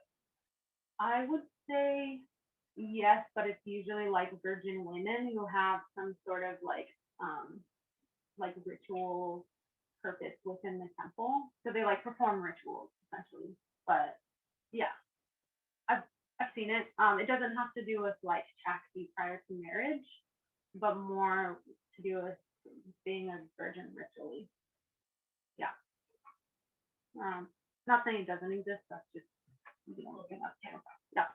And then we read this previously, but this is just when Hezekiah sends a letter to the people. He's like, turn to God, and they mocked him, and we're like, haha, funny. So it just shows that it's not just the king, it's not just the priests, but the people. And then, yeah, these are, Hosea gives specific accusations when it comes to these things. And I think it's important to point out, because God is not being ambiguous about that weird. Yeah, he's not being ambiguous about why he's mad. He's like, you're killing people, you have temple prostitution, you're going to these other nations for help. Bloodshed follows bloodshed, those kind of things. And also who he's accusing: the priests, the kings, the daughters of brides, the men, God's people. So everyone, he's like, you're all doing this. This is all y'all, if you're from a region that says that. And so yeah, we have this problem, which is the people were supposed to follow the law so that they could know who God was, but they're not following the law. And they set up their own temples, and they set up their own priests and prophets. And so God's like, I need to get a hold of these people. How do I get a hold of them? And so we begin the prophet. These ones specifically. In the prophets, and we talked about this in the prophet's manual, but God is speaking to them externally. We talked a bit about enacted prophecy. We won't look at this reference because of time. I think maybe you guys can kind of pick up on, there's this real tie between the physical and the spiritual in the ancient Near Eastern worldview. So I think when like Ezekiel does like a physical thing as a representation of the spiritual, I think that really makes sense to them, probably more than it makes sense to us, because they see it as so connected, whereas we don't so much. And then also this is just, yeah, a reminder back of the kind of like acts that they were doing in order to change the spiritual realm.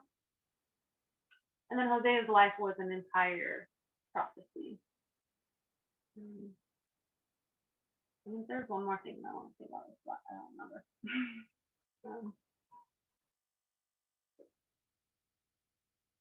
Yeah, I remember. I think one difference between Yahweh and the other gods is that their physical acts are to make the god do something, whereas these physical acts in the prophets are saying God is already doing something. Here's a physical representation of it. So a lot of what you see, I mean, even in the law on the feasts and festivals, when the Israelites were worshiping, the way that they were supposed to be worshiping was celebration of what God already did, the first fruits. Like they're supposed to party because God already provided all of this. But within the ancient Near East worldview, it was more like we need to offer these things so that the God will do this thing for us. So it's very like flipped what God has already done versus we have to make the God do this. And the other way he's speaking to them is through poetry. So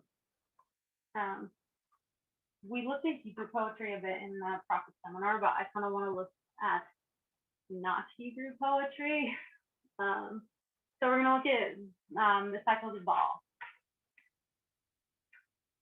What I wanted to, I'll read this, but I mean, what I wanted to point out was, we talked about how poetry, like they rhyme ideas, so like the parallelism, for a more specific word.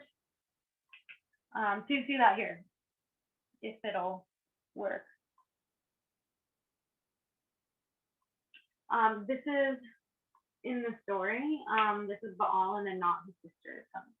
So the coming of his sister, Baal saw the approach of his father's daughter. So you see the parallelism. He dismissed the women from his presence. Not parallel, back to parallel. He set an ox before her, a fat ram also in front of her. So I just wanted to show you outside of the prophets, this is a really common literary style that's happening right now. It's super hit.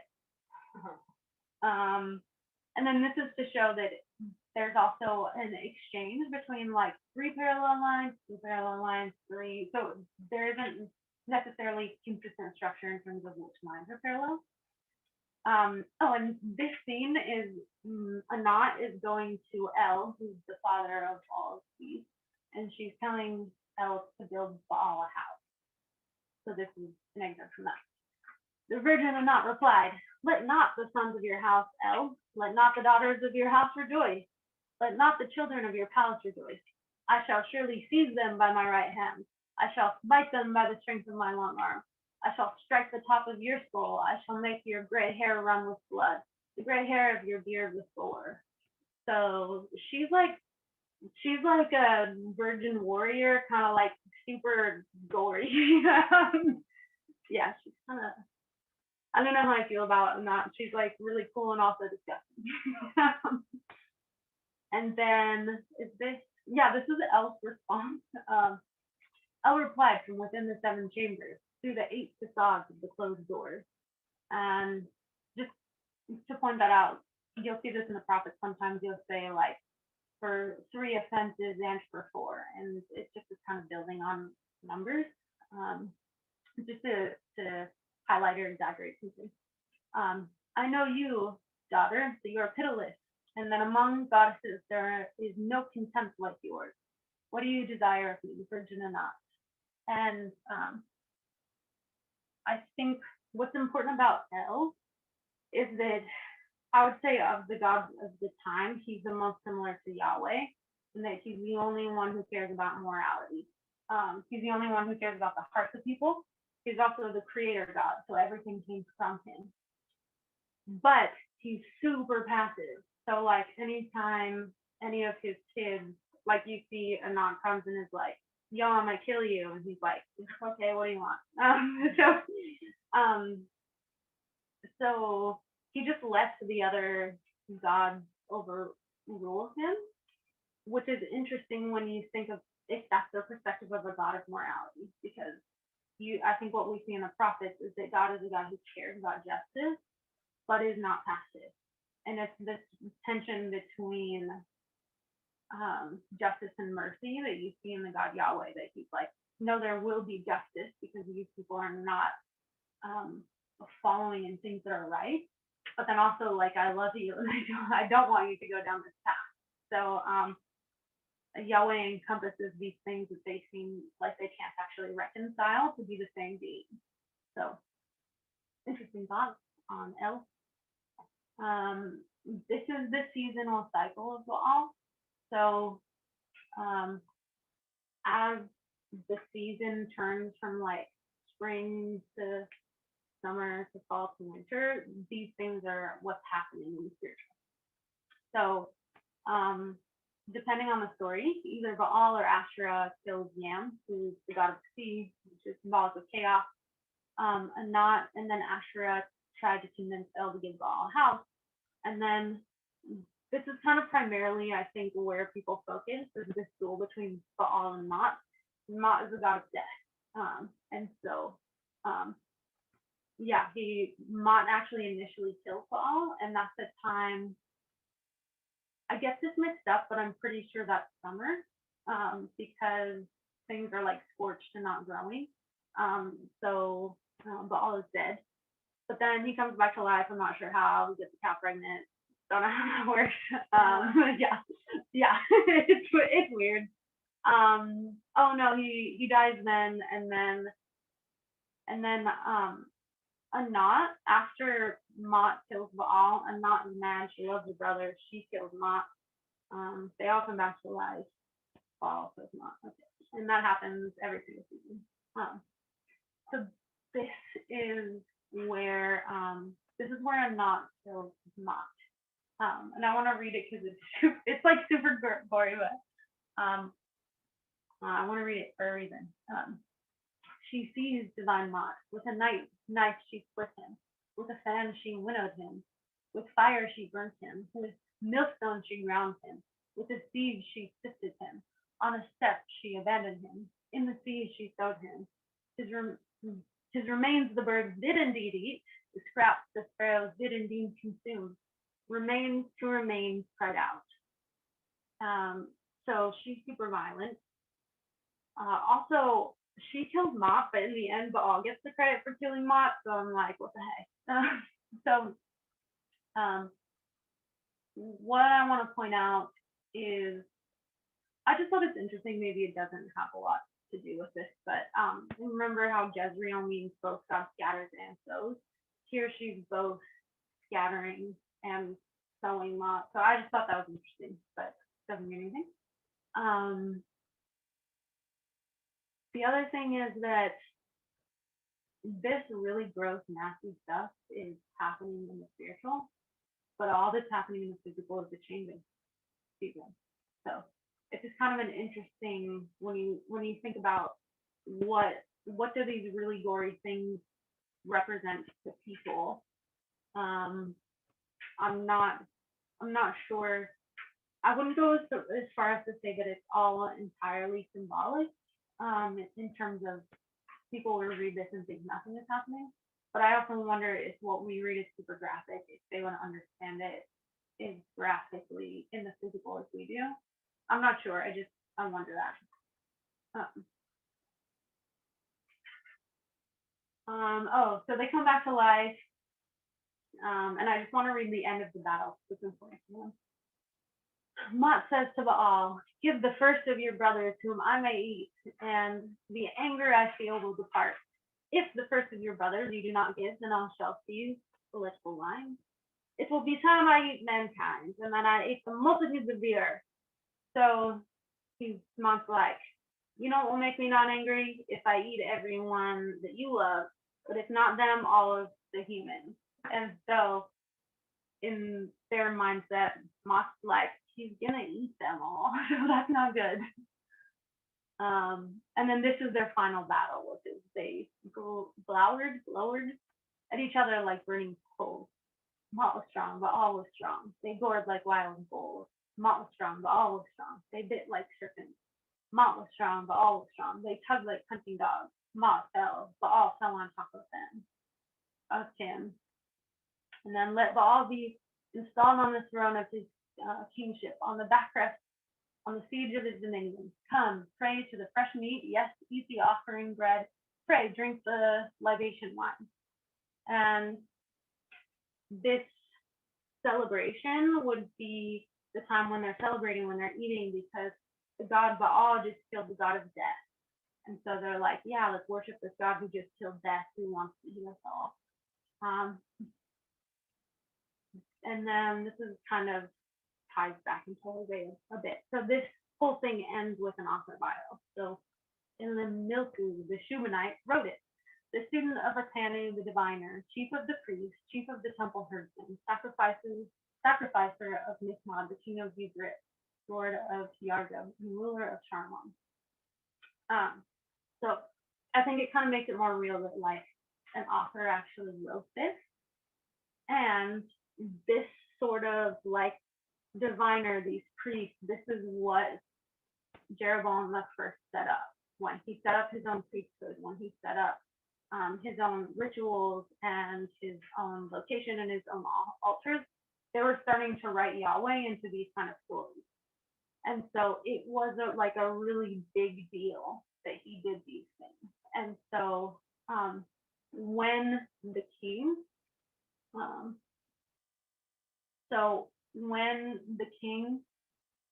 sets up these sort of practices, then the people start kind of understanding that Yahweh is like these other gods who want temple prostitution, who want child sacrifices, who you can manipulate, who is static to one location and can't help them in battle. And so this is the kind of worldview and mindset that the prophets and also Hosea is coming against. And it kind of, I think, shows why God is so grieved with this people and this people group who are supposed to be his representation to the nations, but instead they're misrepresenting him and kind of showing the world that he's something that he's not. And so this is God answering in a completely different way, saying, I'm not like this, but I'm like someone who's faithful to you and loves you and who is all powerful and can fulfill all these things, and yet you go after other gods. And so if it helps with charting, and you'll have these slides, these cross references might help just with some observation that ties into the king. But yeah, this is just what Jeroboam did, and then all the kings of Israel followed what Jeroboam did. So they're all also doing this. And then this is just minor detail. Bethel is mentioned a bunch of times, partly because that's where one of the calves is. Also, Beth Aven means house of wickedness, while Bethel means house of God. So it could be a play on words where he's calling Bethel the house of wickedness. But Beth Aven is also a place mentioned in Joshua. So we can have that. And there's my summary. And initially, I had planned to devote most of the time to an interaction with the text, but we are like pretty much out of time, and I didn't even get to that. So I think I will just end on this summary slide, and then ask. We have a few minutes left, so I just want to hear if you guys. I realize I didn't go into the text a lot, so if you have any questions that will help you, like kind of in terms of charting, that it will be hard to chart without the answer to the question. Yeah, I'm in a submarine. Yeah. Yes, it's not. It doesn't work. It's a museum. The submarine they turned into a museum, but I was like, it was red, and I was like, it matches the presentation. Yeah, nice. It's not like you could have just filled it in. No. Guys, I would never.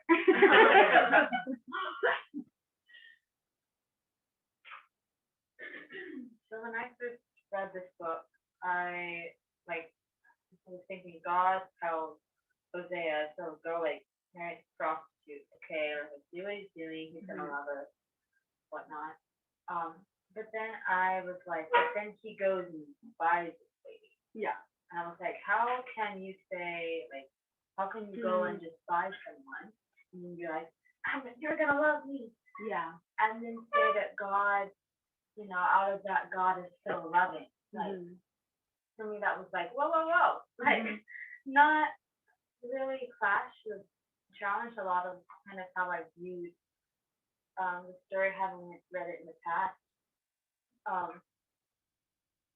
So just going off of what you were saying earlier, he was kind of repaying some of her debt, possibly, and then she sold herself into prostitution.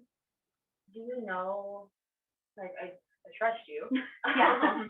But do you know where people are kind of get those ideas? Of Yeah. where, like, he might have been, it might have been an act of mercy instead of him being like, I'm gonna buy you and now you have to be my wife. Yeah. Does that make sense? Yeah, it does. I think that's a good question. Let me look at the text. It's like chapter 3.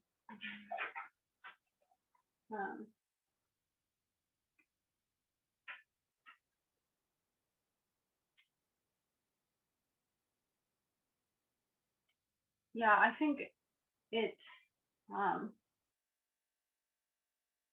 I think I would just leave you to kind of wrestle with that and with what the text says, because what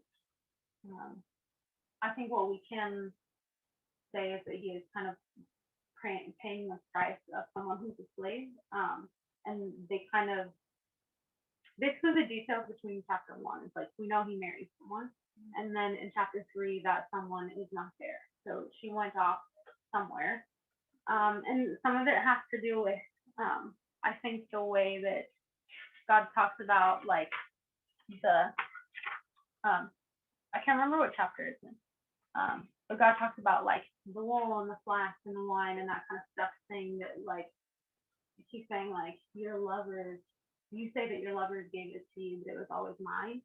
And so people kind of think that she just went and squandered all the things that were Hosea's, and then ended up in financial debt, and so this was Hosea buying her back. But yeah, I think to answer your question in a sense that most, I think, honest to the text is that is, I don't think that there's anything extra that I know of other than the speculation. Yeah. So it sounds, to me, it kind of like sounds kind of just in the context of like go love the woman as I love Israel. So there's like the term like love, but you are right in that it could be like you're forced to love me, I'm buying you. Right. Yeah. You know, because I love the idea and I love what got me, me loving it doesn't change anything in the story. But I still, like, I see where God is coming from, with, love this woman through all of her brokenness. But then it's like, and part of it could be cultural too, if you don't see the woman's side. Yeah. But then it's like, just like, well, what if I don't want to? So, Yeah. thank you for answering that. Yeah, I mean, I could definitely look into the resources that I do have and let you know what kind of thing. But yeah, I would just say run with it, wrestle with it, pray about it. I'm not sure. Yeah.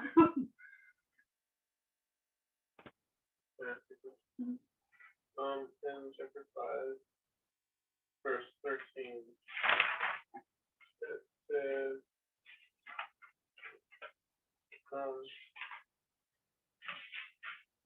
that for some reason I was like reminded of a story, I think in Kings or Chronicles, about one of the kings. Yeah. And I think it may be, I just want your opinion, it may be referring to the king that was like sick, and then instead of going to God, went to someone else. Do you know what I'm talking about? Like what I think of automatically is Hezekiah, but I don't think that who of these guys was leprous? I'm like, Yeah. Uzziah. okay. Yeah. It could be. I don't remember. I don't remember him like explicitly saying that he goes to the nations, but that doesn't mean that he didn't. It also doesn't mean I'm remembering that correctly. Okay. Yeah, part of me would think that because it mentions Ephraim and Judah, part of me would think that it's more talking about the whole nation, like both nations, rather than just one king. But yeah, interpreted. Yeah.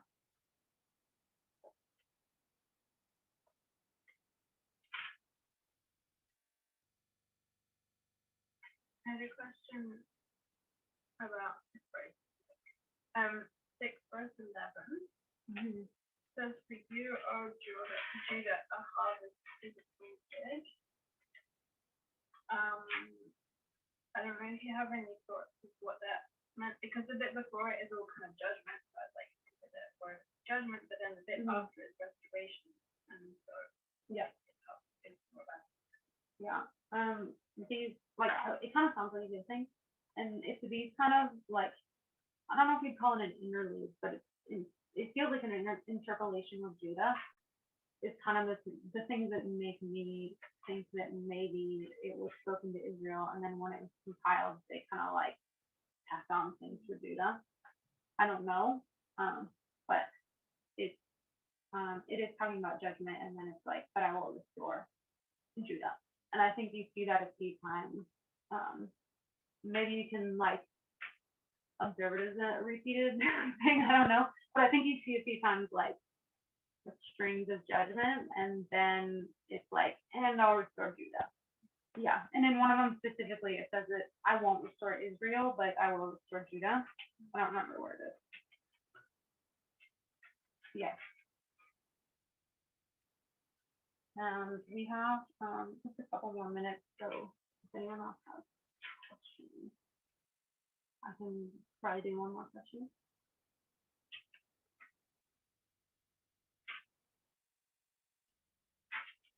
Or if no one has questions, you don't have to.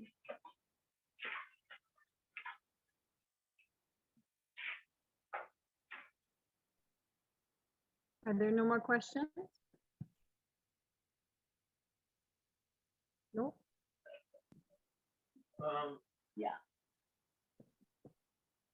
Yeah, I didn't get time to like reflect on it, but just from like our out loud read, just kind of just and then as you're like mentioning like the Shira and like fertility, do you like what's going on in Hosea 9:14? Just give them, O Lord, what will you give them? Give them a miscarrying womb and dry breast. Yeah. You see that it's more like an attack on taking God then? Yeah. I kind of, for me personally, I see it as kind of attack on taking God, but when I kind of read these specific judgments, like when you think about it, each God is a God of different things. So different motions, different parts of creation. And I think some of these judgments show no, in fact, their God Yahweh is in control of all of these things. And I think fertility is one of them. Because they're trying to like manipulate all these different gods instead of all of these different gods. But I think in his judgment, although it's odd, he's also showing them like actually I'm the one who can control all of these things. Which kind of goes back to the like I gave you my flax and my wool and my wine, and you said it was your lover who gave it to you. It's kind of a symbol for like they have like when they have fertility, when they have military victories, when they have harvest, they're saying like these different gods gave it to them. And so I think the judgment is just showing like the God Yahweh is in control even over this. As far as like, is this like literally is God then are they miscarrying now? Because that's really sad. Yeah, so it's not like God just giving them a really low blow. Yeah. Spiritual attack. Yeah, but I also think that that's also kind of interpreted because it could be that that's part of their punishment, and that's really sad. But I think what we talked like, and Stephen kind of mentioned this yesterday, not you, but you mentioned good things as well. But he said like, when I'm on the throne, when the God of life is on the throne, then you get life. But when you put the God of death on the throne, you get death because that's what you're worshiping. And so there's another part of the prophets and the kings where God says, my judgment is giving them what they ask for. And it could be that if you're putting the God of death on the throne, this is what they're getting because it's the consequence of it. But yeah, I would say it's a thing to wrestle with because it also is not very nice on them. Yeah. Yeah. Okay, it's 5 o'clock, so I don't want to like keep you guys forever. And if you have more questions, you are welcome to message me. You have all of my information probably. Can message me anywhere, I'll get it. Nice. Thank you, Amarissa. This was great. Who would like to say some encouraging words to Amarissa?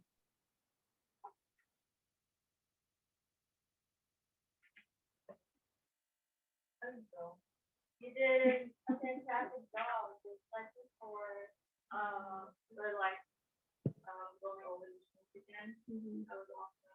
Like and bringing back like what he is going through. I think like it makes a lot more sense now. Yeah. So thank you so much for doing that. And thank you so much for hosting Start Playing Airfam. That's your meal. A lot. I definitely like that's a lot.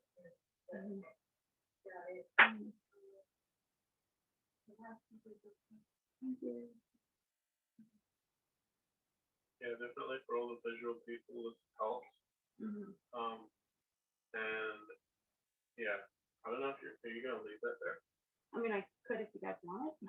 Yeah, and then we can just add on. Like, Sure. Yeah. really helpful. Yeah, you can do that. You can do one on today. Well, I don't know if they might have lecture period. Yeah. Oh, I see what you mean. Not that easy. If you would. I appreciate just like the examples you gave us from coaches outside because I think sometimes so like okay people are telling me this is what was normal in the time but the only examples they're giving are in the Bible and I'm like really or is that just like you making this up so it's kind of a bit